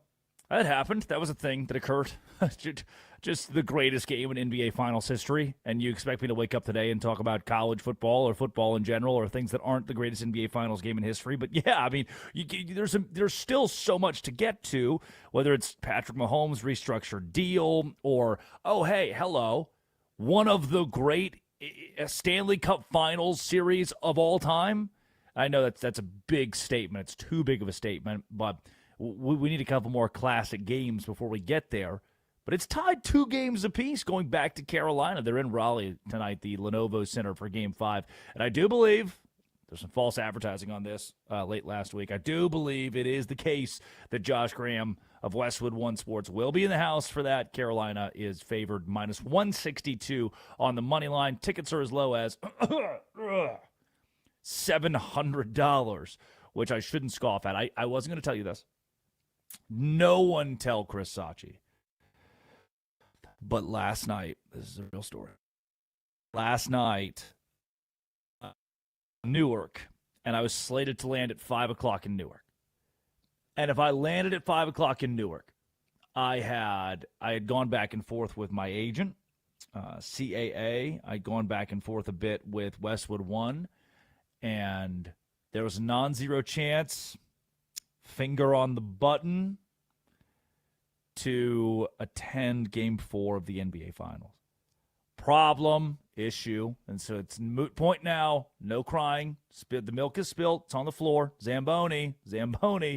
Our flight got delayed into the sun. I don't think I landed in Newark until 9 p.m. So it's like, all right. At this point, no. There's no way to do it.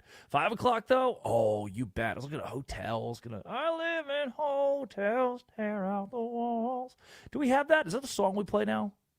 Joe Walsh, Life's Been Good. It's one of the great guitar riffs to open. What is your favorite guitar riff to open a song? 310-840-4910. 310-840-4910. Money for nothing? Me too. We're right there, same page. It is the Drake Toll Show. Roy Lee, it's like the inverse of what you're used to, runs the board. Get it because of the Leroy thing. Addie Bates produces. The Brendan Sorsby deal, and Braden Fajoko will join the show in 30 minutes.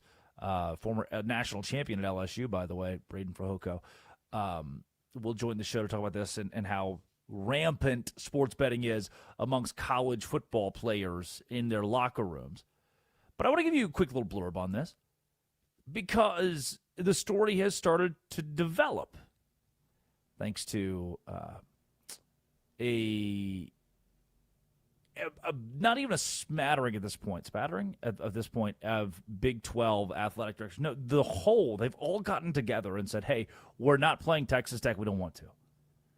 Sponsored by Progressive Commercial Insurance, protecting your business vehicles 24/7. See if you can save at progressivecommercial.com. We don't want to play them. We don't. The Big 12 now says, hey, all the athletic directors agree they don't want to play you. All the athletic directors agree that Brendan Sorsby being able to play is you skirting the rules and not holding a kid accountable. And if he's addicted, he shouldn't be able to play. And he bet on his own team, bet on his own sports, bet on his own team's under, bet on unders for player props. We feel really sticky and gross about this. So, hey, Texas Tech. Hey, Kirby Hocutt, your athletic director. Hey, Joey McGuire, your head coach. We're all proposing that we boycott Texas Tech this year. And now Texas Tech has warned the Big 12 over any sanctions. If you want to go to battle, get ready. We just beat the NCAA. We have Cody Campbell in our back pocket. Kirby Hocutt and Joey McGuire are ready to fight. If the Big 12 wants to come after Texas Tech, you do it. We're going to win. And I believe them. this point, it feels like Texas Tech has more money, more power, more prowess than that brand, that name, the Big 12. Last August, ESPN notes, 2 weeks before the 2025 season, the Big 12 got together and banned tortillas. No more tortillas at Texas Tech games. Yeah, the Big 12 schools decided that, well, now that Texas Tech's paying a lot of money in NIL and now they're getting all the attention. You know, I've hosted Locked On Big 12 for years, since 2023. And last year, going into the season, I had Texas Tech at number 1, BYU at number 2 in the Big 12, going to the college football playoff and to ultimately the Big 12 championship game. That is what happened. I think as Tech got more love and people understood just how good their roster was, that Big 12 schools and the Big 12 as a whole started hating Texas Tech. Boo! They did it the easy way, the cop-out way. They wouldn't bought a roster. Boo! We hate them. And for Texas Tech, the reprimand they got for the Big 12 and its member institutions was, we hate you so much we want to take away your tortillas. What they would do, the students at Texas Tech, if you haven't seen this, is they would cut a hole in the middle of a tortilla, Frisbee style, and they would throw it from the stands toward the field. Ah! I mean, 15 of 16 athletic directors said, we want no more tortillas. At this point, the Big 12 was just trying to make Texas Tech mad. They were anti-Tech. And in response to all of this, Texas Tech said, fine, we'll go get a transfer quarterback from our conference, one of the best arms in our conference, and then we'll learn that guy was gambling on his own games, and we'll let him play. And now every athletic director in this league, total effing BS, or collusion, antitrust violation, disheartened, troubling. These are the words being used by the athletic directors of the Big 12. Even Ted Cruz, the judicial decision was mind-blowing. It's hard to find something that illustrates more powerfully how broken the system is. All right, boss. 18-year-old kid does stupid thing. 48-year-old men want to hold out $5 million from 18-year-old kid. That's what the base of this is. Do you really care that much? Does this ruin your life that much? Doesn't mine. I woke up today feeling the same way, man. Braden Fajoko, the LSU legend, will join the show momentarily and help break it down from the player perspective. Roy Lee runs the board. Addie Bates produces. It is Westwood One Sports and the Westwood One Sports app. When we come back, it's our Idiots of the Day. This is the Drake Toll Show. This is Westwood One Sports.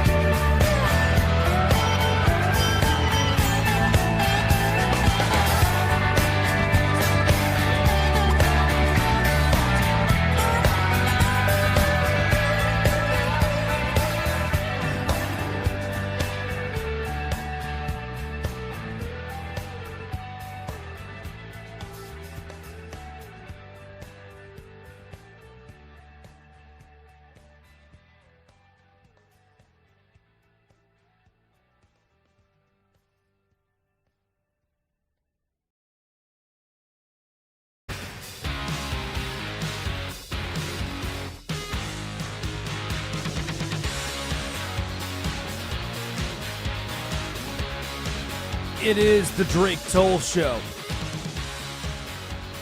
Westwood One Sports, the Westwood One Sports app. The New York Knicks have a 3-1 lead in the NBA Finals after the greatest comeback in NBA Finals history last night over the San Antonio Spurs, a 29-point rally to win it in Madison Square Garden. And at what point do you start to consider, people paid, I think the minimum, the get-in price was $39.42, $3,942. At what point, and that's a stupid ask, but it's like, what point do you look at your savings and you say, with hindsight, hindsight's 2020, man, what would you do? I give you 6 months a year to watch your NBA team, your NFL team, your team. And what I love about the NBA and the MLB, and what I love about pretty much every other championship format that's not football, is the lack of a neutral site. Oh my gosh, the scenes out of New York last night. You don't get that, right, with the Super Bowl. That people aren't freaking out outside of Hard Rock Stadium in Miami. People aren't going nuts in downtown Dallas when the Eagles play in the Super Bowl against the Chiefs. It's like, okay, yeah, woo. You're so far removed from the fan bases. The NBA is different. What would you do? If I give you 6 months, a year, and I say, listen, your favorite team is going to play a home game. You're a New York Knicks fan in this scenario. Your favorite team is going to play a home game. The cheapest it will be for you to get in is $4,000. Would you do it? Would you save up? What would you sell? Would you go kidney? Do you go liver? You get to see one of the greatest. I bet last night was one of the greatest atmospheres in sports history. The cathedral that is Madison Square Garden, and then a 29-point comeback for the home team. What would you, John Quinones, remember it was an NBC show? I'm John Quinones. Where they'd have like a little girl walk, like a 4-year-old walk in and yell at a restaurant, I have cancer. And they're like, look at this person who did not help the girl with cancer. A breast And then John can. Yes, every single time they would have a 4-year-old walk into a restaurant. You did say the type that. Of cancer. The type of cancer. The little girl would walk into the restaurant and say, I have cancer. And then John Quinones would be like, look, you can see the man in the red hat does not help her with her cancer. And then like all of America would hate that guy. It was always the worst. As you see, the woman in the red did not give her any money. And then he walks through the door. Some old elderly lady was like, I'll help you with your cancer. And then he walks through and goes, I'm John Quinones. And this is, what would you do? And ma'am, you just saved this 4-year-old's life. She doesn't really have cancer. And we were fine with that as a society. This is the same thing as Move That Bus. Remember Ty Pennington? I loved that show. When I was a wee lad, I'd watch it every oh my gosh. Was it on like CMT? I don't think it was on CMT. Why would it be on the Country Music Channel? But TLC maybe? Extreme Makeover Home Edition? HGTV? Maybe it was. I would rotate between that and like Spike. There's always something really gory going on Spike. We stabbed a guy 38 times to see if he would survive. It was just like a pig liver or something. And then I would go to CMT had Reba. I watched Would Reba you see on this CMT. at various restaurants? Single mom who works too hard, love the kids. Van, he's a good character. And then I would turn on Extreme Makeover Home Edition. And he would say, move that bus. And what I loved is when they would destroy the house. Also, same concept. The like little piano music would play. They'd be like, their 3-year-old has cancer. Their 8-year-old has cancer. The mom has cancer. It was just always the worst story. And a plane hit their house. There was one episode where a physical airplane had hit the family's home, which was nuts. And they just didn't fix it. But they can't afford to fix it because they all have cancer. And you're crying. And they destroy the old. Yeah, your old home sucks, idiot. We're going to destroy it. All those memories. So they would destroy the house with fire. They would always bring in a crew of locals who were like, yeah, we've always hated this little eyesore. And the local children got to beat up your house. Now it's just a slab. And you know what they would do? This family this family who's broke because they all have cancer and they can't afford anything because the show's emphasizing how poor you are. They build them a 9-bedroom mansion with a pool. And then they get the electric bill, and it's $1,200 a month. The family's like, welp, can't pay that. They have to sell the house. Like 9 times out of 10, the family didn't get to keep the house and ended up more poor than they already were because of Extreme Makeover Home Edition. Drake, you went so many places there. This reminds me of like the drunk guy sitting outside like the local gas station talking to himself. I could use like something. that is what I got from that. He was First you started monologuing. about going to restaurants, which I'm like, is that Twin Peaks? Is that Hooters? I'm trying to figure out where you're going to these restaurants. And then you're talking about I felt like the Knicks game, the Knicks winning last night I thought John Quinones was going to walk in my hotel room and be like, I'm John Quinones, and this is what would you do? It was all a facade. It wasn't real. The Knicks didn't really come back from down 29. And that's, again, I'll pose the question to you. You're a sentient being. You're given 6 months to a year to watch the Astros in a Game 7 down 9-1 in the 4th inning, rally to win 9-1 in the 6th inning, rally to win a World Series game. I saw that. It's $4,000 is your get-in price. Well, that's not what I paid. Right. What I'm saying, I'm conceptualizing like, man, with hindsight, if you're a Knicks fan, like, what do you do to tell your grandkids you were in the venue for Game 4? I do a lot of things, man. Yeah? I do a lot of things. You would? Oh, if the Arkansas Razorbacks, which I think that's my only true definitive rooting interest right now in life is the Razorbacks, because with the radio show, it's like, okay, the Rangers, like I've got to represent 30 MLB teams, 30 NBA, 32 NFL. Like I'm not going to be the guy who comes on the air. Oh, bonk. I know. I'm not going to be that guy. I'm not going to be what would you do, John Quinones? Baby's first bonk. Baby's first bonk. He did it. We did it, Joe. We did it, Joe. We did it, Baby's Joe. first bonk. It's over. It's Jover. It's Jover. It's John Quinones is going to walk through the studio now. I'm John Quinones. Why did you bonk that man? I think the Razorbacks. Don't be scared. Don't be scared. It's protocol. It's protocol. I think that's the rooting interest, because I'm not going to go on the show. Okay, go is a better word, and say, "Oh, my Dallas Cowboys won last night." In your face, world. There are too many of those people who use their own rooting interests on their radio show or TV show, and I just never care. I never care when someone gets on the air and they're like, "Did you see what my Detroit Red Wings did?" No. That sounded like someone familiar. I know. And the only person who I will excuse it and allow it from is you with the Astros, because I don't really, it's whatever. It's fun for the show. It's a good heel. If the Razorbacks were playing in the college football national championship down 31-10 with 3 minutes to go in the third quarter and came back and won, I would pay an astronomical amount, a silly amount, save up for years of my life if I had hindsight to know that moment was going to happen. What would you do, John Quinones, to be a Knicks fan in that arena last night? Unfortunately, I just dropped $1,200 to fix a car, so I'd be sitting at a bar. I wouldn't be there. I wouldn't be We've there. established no car. We're probably skipping rent for a few months. Got to sell the cat. Sorry. Not yours, the roommates. Actually, if you want to be our one caller to receive Sinatra fur, you can call in anytime during this final hour. That's what we've been offering now. If you want to call in, you can receive free Sinatra fur. That's what got our phone lines hot yesterday. They were lit up. That's so gross. I mean, so serious. John Lund was like, we need to get some callers and stuff like that. He's like, I'll give you something in here. He's like, I'll give you a diet like Mountain Dew, blah, blah, blah. Curtis will write you a love letter. Nobody called. I go, you know what? We'll ship off some Sinatra fur. And the entire show, brrr. I think it's because there's a chance that I pet the fur.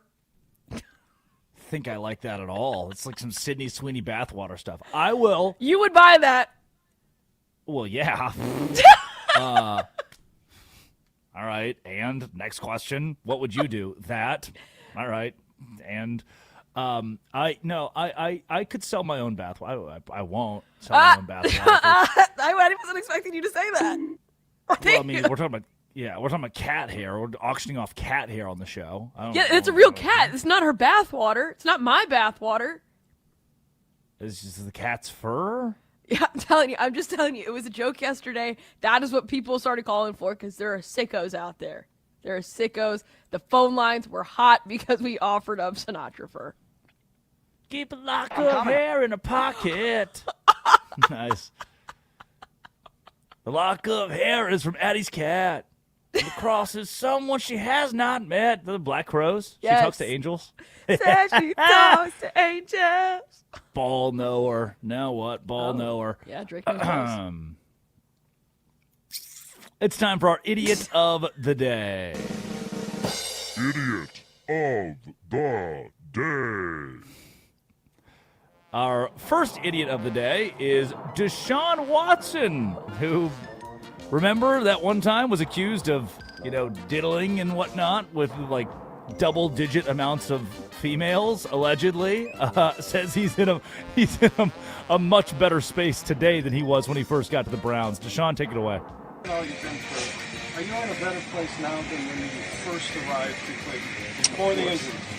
Of course. There was a lot going on. So, yeah, I'm in a way better space, and I've matured, and I'm in a great position. And again, I'm in a great happy, so I'm enjoying life. How are you a different person than you were the last time we saw you playing football? I think the biggest thing is, I'm an introvert now, so I don't really get into all the outside stuff and noise like I used to. I used to be a social person back in the day, and kind of, more open. But now I just kind of watching my surroundings and, my moves and just kind of focus on the things that I need to focus on. And that's the ones that, I really got love for and people that support me. So maybe there is a happy ending for Deshaun Watson after all. It's just such a weird line of questioning. Like, you're normal now, right, Deshaun? You're not doing the thing anymore? And he's like, yeah, I used to be an extrovert. Used to be a real hands-on guy. I feel like I really keep to myself now. Like, what a weird interaction. Also, the reporter saying all that you've been through to Deshaun Watson is also kind of a wild, I guess. I don't, all that, yeah. Brother, this guy stinks! Yes. Correct. Nailed it. Roy I mean, Lee. he did. He Bang. Idiot of the day, Joey Maguire? This is a great segue into Braden Fajoko, who joins the show, and we'll talk NFL veteran, LSU Tiger. That's a great segue into it. Joey Maguire spoke in Houston about Brendan Soares. He was like, it didn't kill anybody. We'll get Braden's thoughts on this. Here is our possible idiot of the day, Joey Maguire, on his quarterback, Brendan Soaresby, gambling. Brendan Soaresby is recovering from an addiction. He's recovering. I've sat down with this young man multiple times, and the things that he is going through and what he's been through is serious. As a society, we've been okay with other things that happen and allowing players to play, and this has been the one thing that has united people that we're against, and it's crazy because it's not murder, it's not beating somebody, so there's a lot of things that we're working through. I mean, technically he's right. It isn't murder, and he's not beating anyone. Anyway. That is... yeah, he didn't kill anybody, so thank you. This is me when I was 9 and got grounded for not doing the dishes. I didn't murder anyone. I didn't beat anyone. I wasn't drunk driving. My parents are so authoritarian. What? That's how Joey Maguire sounds when it comes to the Brendan Soaresby situation. This is good. I like this. This is good. We got Roy back. Ladies and gentlemen, we got him. We did it. We did it, Joe. That is McGuire on why his quarterback should play despite gambling all of those monies on his own football teams because he didn't kill anybody. Idiots. Which is, again, it's a good point. There are people who kill people. Like Ray Rice hit that girl and got a 2-game suspension. I was at a Hooters a month ago, and there was a huge picture of Ray Rice hanging up in there. Okay. I was like, wait, okay. Do we not have any other pictures? Anyone else? Ray Lewis, Jim Boeheim, Kobe, Tony Stewart. There's a list of names in here that all have vaguely similar things in common. Sports legends, icons. Not Brendan Sorsby. He did not do that. When we come back, Braden Fajoko, the LSU national champion NFL vet, joins the Drake Toll Show to tell us that all athletes have always been gambling. Everyone shut up and stop freaking out. This is Westwood One Sports and the Westwood One Sports app. This is the Drake Toll Show.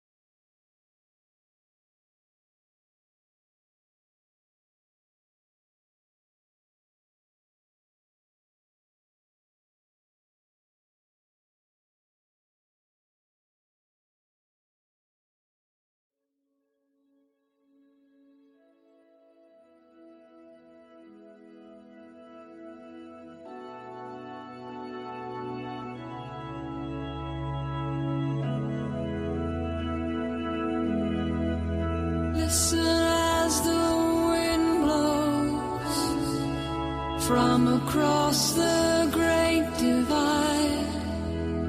Voices trapped in yearning, memories trapped in time. The night is my companion, and solitude my guide. Would I spend forever here and not be satisfied? And I would be the one to hold you down, kiss you so hard, I'll take your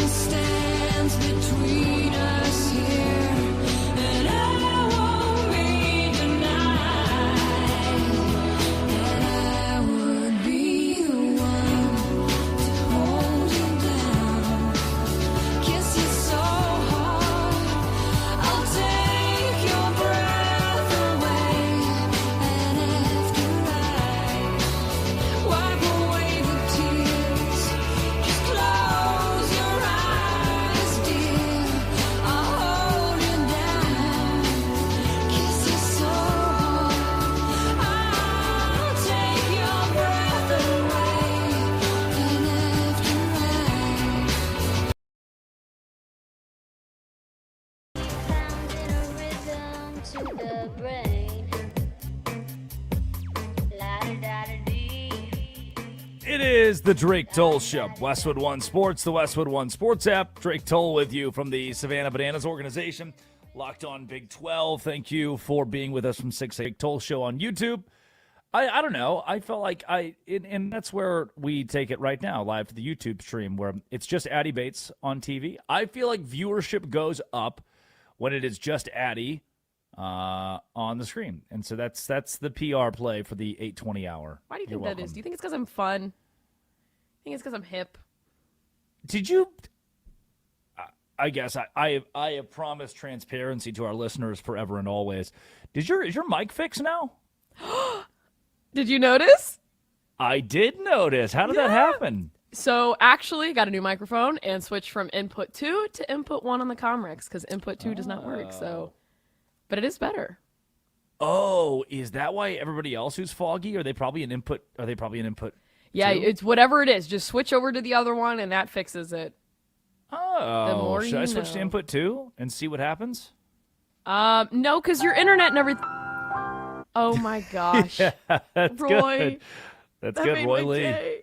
He's learning. This is getting good. Can you continue to say what you were saying, please? Yeah, I feel like your internet and everything's already a little spotty, so I don't know if we should change the inputs. You can try it just for fun. I'm here. What And is for everybody- spotty about my internet? I don't understand. I've got one of these like big ass. You want to see what I'm working with here? Oh yeah, I want to see what you're working with. Okay, so that's enough. Off. This. At is, what? You said you were talking about some Wi-Fi. Look at this thing. Look, this is really behind the scenes. I'm working with. It's got 6 wings to it. Oh, you should Your get that Wi-Fi's checked out. bad. Okay, this is the number one Wi-Fi. It's called a PepLink. I'm being so serious with Roy as my witness. Roy, I'm not making that up. His internet's been spotty this entire show, right? Yeah, I feel like. Oh my gosh. Your video goes like a couple seconds behind what you say, so it's like it looks super weird. Well, what you say? Roy, sorry. That's how it's always been. That part has nothing to do with the internet. No, but It's then just, they don't like when we started the show. It sounded like you were on like some transistor radio. Like, all righty, today on the Drake Toll Show, it's That's going to be the New York Yankees. kind of awesome. Sorry, that rocks. My bad. I It's was Joe trying to do the DiMaggio. Oh, he 1980 hit another can of corn. That's what it sounded like. White Sox throwback. My bad. Why were you Shane Gillis mode right there? It is Addie Bates producing, and Roy Lee runs the board. I said it earlier in the show, and I want to go back to this. It's like, I get we can't just talk basketball the entire program because somebody out there's like, I don't even understand it. I don't get it. I don't even like it.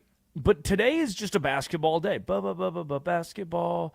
The NBA Finals last night were as good as they've been in history. This is the great. You understand? I get the pleasure of waking up and being, a morning radio host who gets to talk about the greatest game in NBA Finals history. And that's what we got last night between the San Antonio Spurs and the New York Knicks. I want to take you back to that game, final score of 107-106. I want to take you back to how it happened, what you witnessed. Because here's what I forget sometimes. I'm being super transparent here. I'm giving the inside scoop of the show. Is what I forget is you wake up at 6:04 Eastern time in, Buford, Georgia and listen. You might not have watched the game. Or you may have just woken up because it's 6:25 on the in mountain time in the mountains. And so I shouldn't pretend like you watched it or that this isn't the first. This could be the first thing you're hearing. The Knicks won Game 4 of the NBA Finals. Just because it's 2.5 hours into our show doesn't mean it's 2.5 hours into your morning. You're getting up just as giddy as you were last night. So let's take you back then, huh? How do I let's take you back to last night when the New York Knicks were down 29 points against the San Antonio Spurs, 20 points with 9:33. Listen to this. The Knicks were down 20 points with 9:33 to go in the fourth quarter. The game is over. They have a 0.3% chance of winning it. But thanks to some savvy play, dominant offense, here come the Knicks with 6:33 to go. We'll take you to ABC. Mike Breen, the highlights. Karl Anthony Towns, listen to the crowd pop, puts the Knicks within single digits. Towns fakes, drives on Wemby, goes inside, stops, flips it up, shot is good. It's single digits, 97-88. Oh, now the crowd's starting to build in Madison Square Garden, and there are this happens in the NBA, it happens in the NFL, it happens in any professional sports league. There are the moments where definitively the score is too out of reach and you leave. Oh, it would be the worst to tell your children that, when the Knicks were down by 20 points with 9.5 to go, I had to leave. Luckily, at least on TV, it seemed like most Knicks fans, especially the cost they had to pay to get in there, most Knicks fans had stuck it out. What? What's what?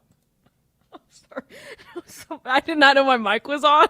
Bad radio, but somebody commented and said I listened. Did I say restaurant again? You probably did say restaurant. If you want to know what I was laughing at, you're just going to have to go look at the most recent YouTube comments. It's a great crowd. I don't want to. I don't think I want to. Okay, keep focusing on your restaurants. You surely could have left the game at this point. I don't think Knicks fans did leave at this point in the contest. Instead, they stuck around, and good thing they did. 9-point game, 6:33 to go. All of a sudden, single digits. The Knicks could win. I'm still not thinking that, as it admitted, and I'm trying not to let the bias show, but as a Spurs fan, I'm thinking back in my head, okay, what's best for the NBA? We go to Game 5, tied at 2 games apiece. What's best for me, Spurs fan, had $100, sue me, Brendan Sorsby style, on the Spurs money line last night, would love to win some dough. That's fun too. But it kind of keeps going. You had to, in that moment, in that spot, almost pinch yourself there's no way. Like 29 is too much. 20 points with 9.5 to go, it's too much. There's no way it actually happens. The Knicks actually do it. I went to bed with them up, and I woke up, and I saw what happened, and I was like, there's no way. I thought it was going to be series tied 2-2. It's going to be a good series. Nope. This was impossible. It shouldn't have happened. It can't happen. Not it won't happen. But it happened and twice. A complete, utter fall apart from Mitch Johnson, the Spurs coach. And you're on the money. I think a lot of people probably fell asleep, woke up today very confused. And let's help ease your confusion, because OG Anunoby, 4:30 left in the game, now pulls the Knicks within 4. Towns has it. Right side Alvarado off the bounce. Corner 3, Anunoby. Bang! 4-point game. Timeout, San Antonio.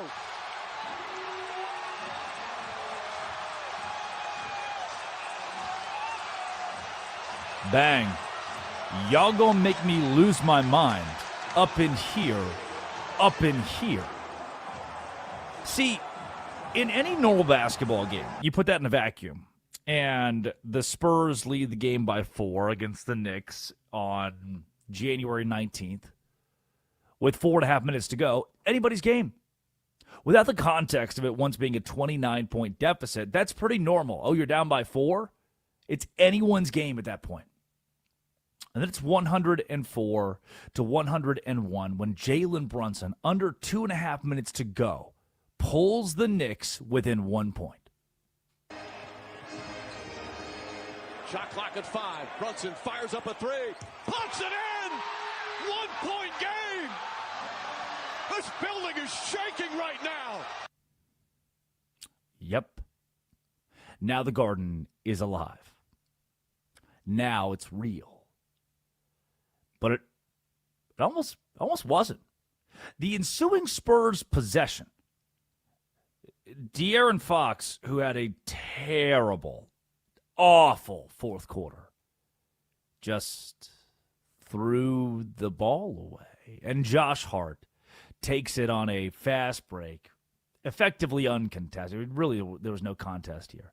And instead of dunking the ball or laying the ball in, he just throws it off the rim, and where the Knicks, who were still down by 1, could have taken a lead with an emphatic dunk, roof comes off. Instead, Josh Hart misses a wide-open layup, and that could bury the comeback for the Knickerbockers.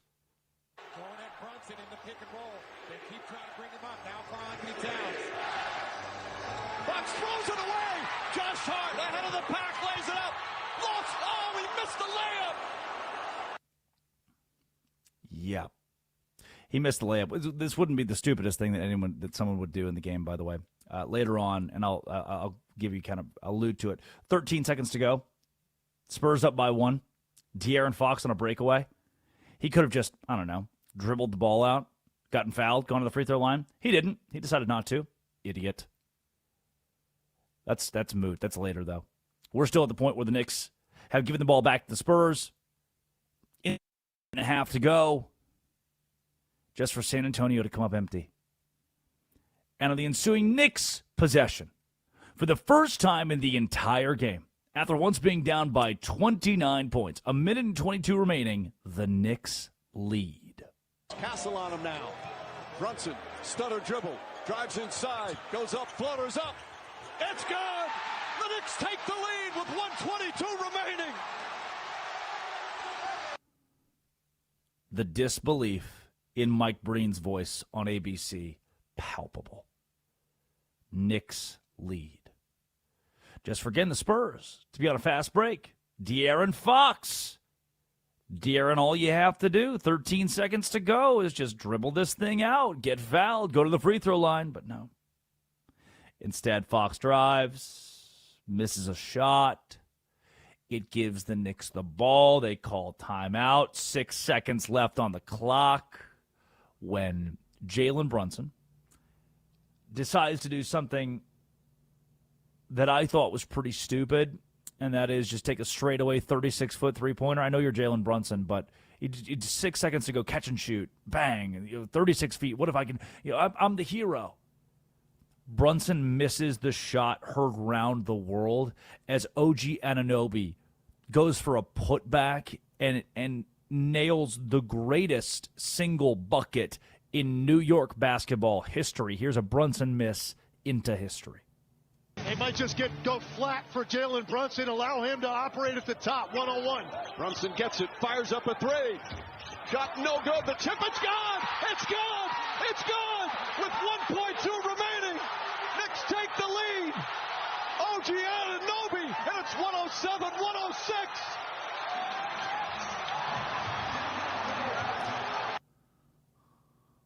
OG Anunoby flying through the air. Tip it in. 107. 106. Spurs have a timeout. They use it. Minute. Make it a 1.2. A second and a couple milliseconds to spare left on the clock. And Stephon Castle's cutting toward the basket. It was clunky. It never materialized. There was never a shot. They got never opportunity to get fouled. Just a colossal fall apart on all fronts and in all major moments for San Antonio. The final call. Mike Breen, ABC, Knicks win. Towns will guard the inbounds. Robinson will guard Wembanyama. Vassell, Castle, Fox as well. Harper's going to inbound the ball. No timeouts left. They have to get it in. Harper lobs it inside.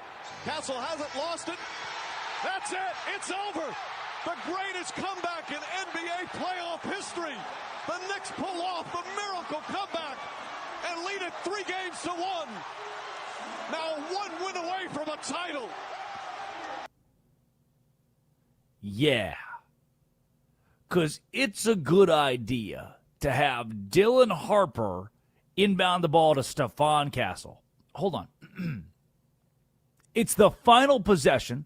1 second to go. And our grand idea is to have Dylan Harper, the second leading scorer in the game, 8 for 12, 3 for 6 from deep, is to have Dylan Harper lob it into the paint to Stephon Castle? Mitch Johnson has a lot to answer for. That is the Spurs head coach, Mitch Johnson, for the worst, unequivocally the worst fall apart in NBA Finals history. Okay, I would question, venture to say because of the stakes here. Yeah, what you got?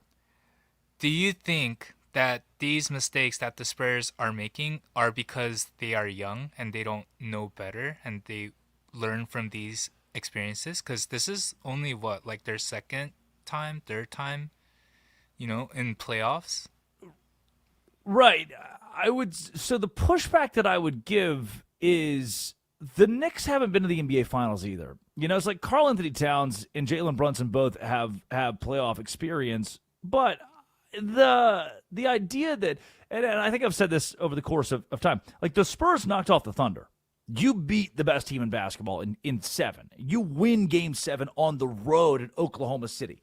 If you can do that, I struggle to find an excuse for a young team. If you can play a complete 48 minutes against the Thunder, Game 7 on the road, how can you not play a complete final 8 minutes? 8 minutes on the road in Game 4 against the New York Knicks. So that's where people use that a lot. Like, they're young, they're inexperienced, give them a break. They didn't need a break against OKC, so I struggle to give them a break here. So it's a good point, and I think a lot of people bring it up in sports, like, oh, well, they're young. Okay. Well, this is the first NBA Finals experience for Karl Anthony Towns or Jalen Brunson. And those guys, OG Anunoby, was in the finals with Mavs when he was with the Mavs. Yeah, he was back in his old back when he was JJ Barea with the Mavs, and then now he's a star with for a team like San Antonio, an excuse like that to me is an excuse, and they didn't use it post game. They didn't have much good to say post game anyway. But I will give you what they got. Mitch Johnson, I've held his hand to the flame today, and his post-game presser last night was an all-timer. When we come back, let's hear from the Spurs head coach on their colossal fall-apart. Addy Bates produces. Roy Lee runs the board. This is Westwood One Sports, the Westwood One Sports app. This is the Drake Toll Show. 4 years of waiting comes down.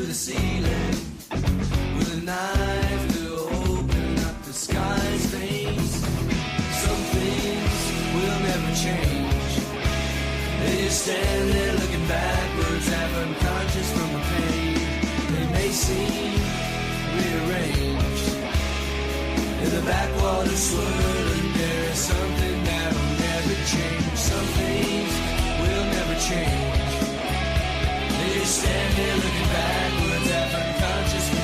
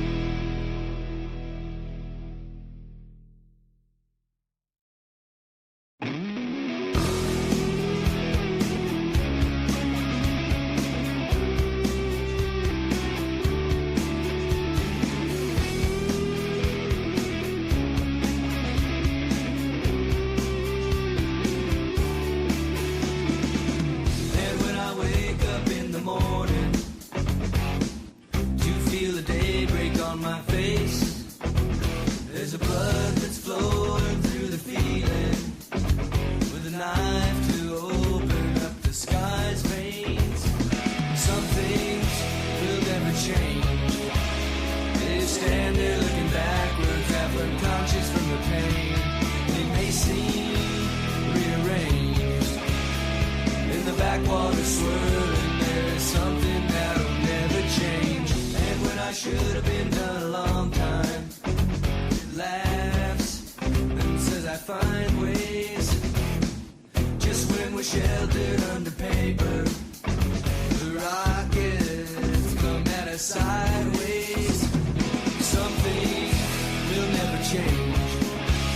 They stand there looking backwards, half unconscious from the pain. They may seem rearranged in the backwater swirling. There's something that'll never change.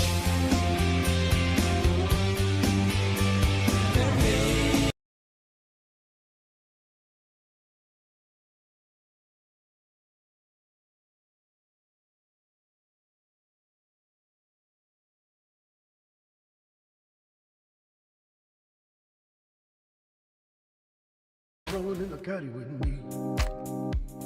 All right, it's the Drake Toll Show. Westwood One Sports, the Westwood One Sports app. Drake Toll with you from the Savannah Bananas organization, Locked On Big 12. Let's get this out of the way.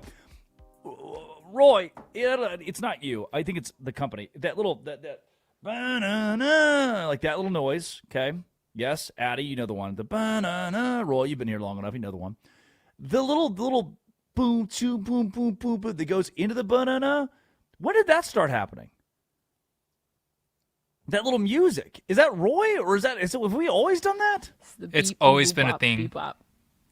That's part of the banana. Yeah, that so beat it's like a little rejoin because it's giving the commercials time to finish their ads.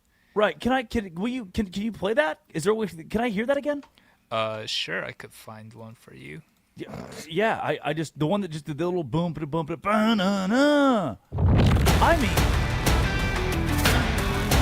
no. Okay. That one's. I know that one. That one's the garbage disposal. That one's the. It throws up all over itself, and then it goes into the one. There's the other one that's like just Love Island. I think it's the Love Island theme song.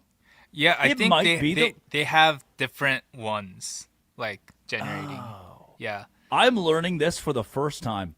That we are subjecting our listener base to the Love Island theme song, right? To the banana, which I love the banana. It's like one of my favorites. It's pretty. It's awesome. Chime. Wow. Yeah, Telling we're me Love this now Island for the first time. I'm finding out for the first time. This is how our world goes. Baby. That's the way the world goes round. Mitch Johnson.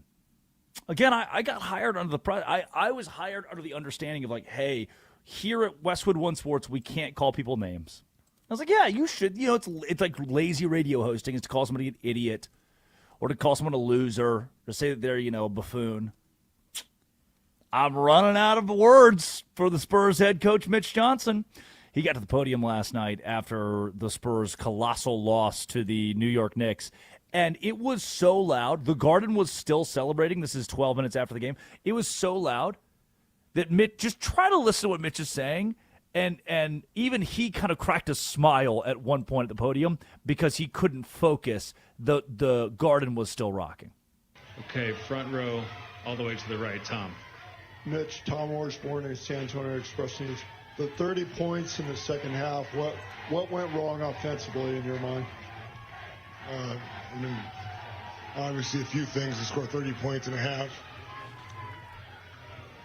We got away from what got us the 76 points in the first half, just in terms of putting pressure on the rim, rolling after screens, running, continuing to find the paint, whether it's for ourselves or for a teammate. We got on our heels and, miss some shots, and then, you don't get as many free throws and high percentage looks. You deserve that. You sit there and take it, Mitch. You sit there and you listen to them celebrate outside. You built that yourself, man. 29 points. The lack of his timeout usage was poor. The Knicks go on a 28-9 run in the fourth quarter at one point, and just who needs timeouts during a 7-minute stretch? It's just like, let's not change the defense. Let's not call timeouts. Wemby's out of rotation multiple times, and it doesn't matter. Doesn't matter. We're up by enough, guys. We're going to win. Charles Barkley criticized the Spurs for taking 8 consecutive threes while up by 25. Correct. Yes, all over himself. That's a story for another time, Roy, off the air. But you use that one as much as you want. I'll never get over that. And De'Aaron Fox, not just dribbling the ball out, but driving and missing a layup. And just so many things, the Spurs fell apart.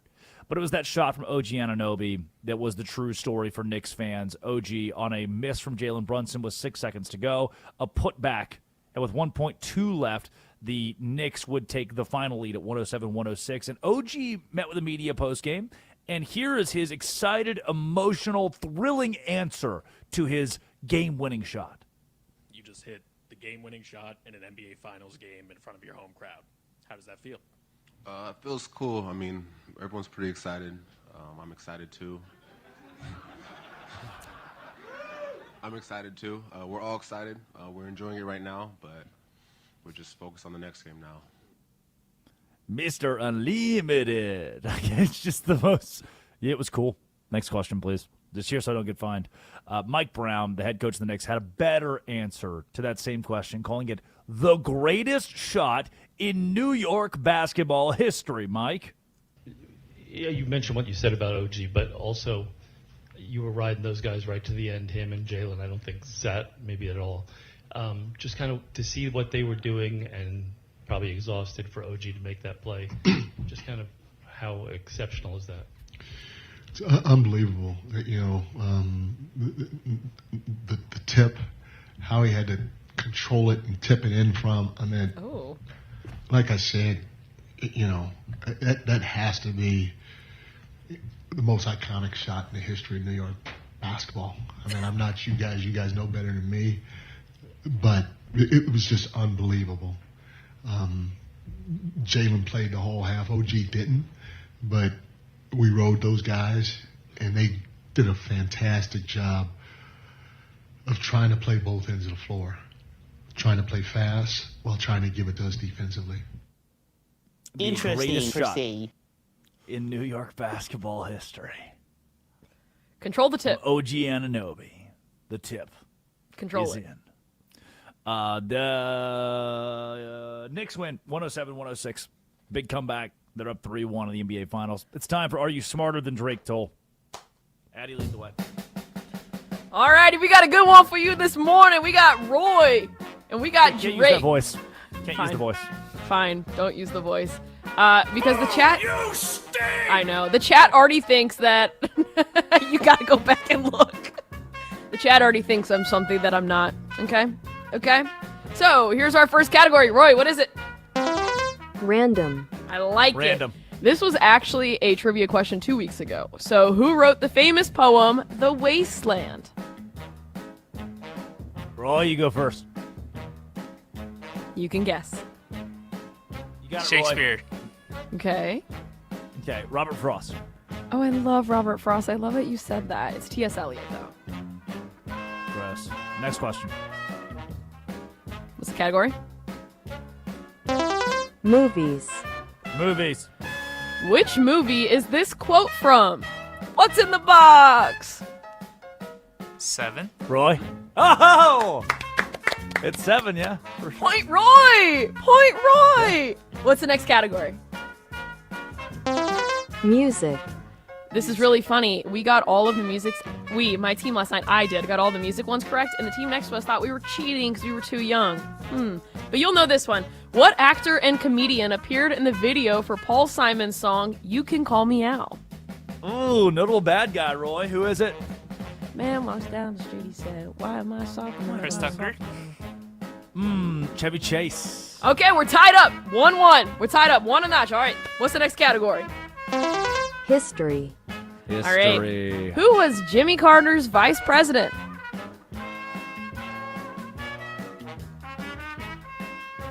Roy? I don't know. That's okay. George Bush. No, not even the same party. Walter Mondale. Walter last one. Mondale. Dead. Last guy. Last one. Science. In what organ of the body is insulin produced? Blood cells? Roy? What'd you say? Blood cells? What is your answer? Thyroid. Oh my gosh, it's the pancreas, so we have to end on a tie. Rock, paper, scissors. Roy, rock, paper, scissors. Go. On shoot. Ready? Here we go. Rock, paper, scissors, shoot. Rock, paper, scissors, shoot. Oh my God. Roy, rock, paper, scissors, shoot. Okay. Yes! Okay. Roy wins. I had scissors, Roy had rock. All right. Addy Bates produces. Roy Lee runs the board. Armin Williams, Colin Jones, Ryan McGuire, and Bruce Gilbert. Thank you for a job. You better, you bet's coming up. This has been a great show. See you tomorrow morning. I love you. This has been and always will be Westwood One Sports, the Westwood One Sports app, the Drake Toll Show.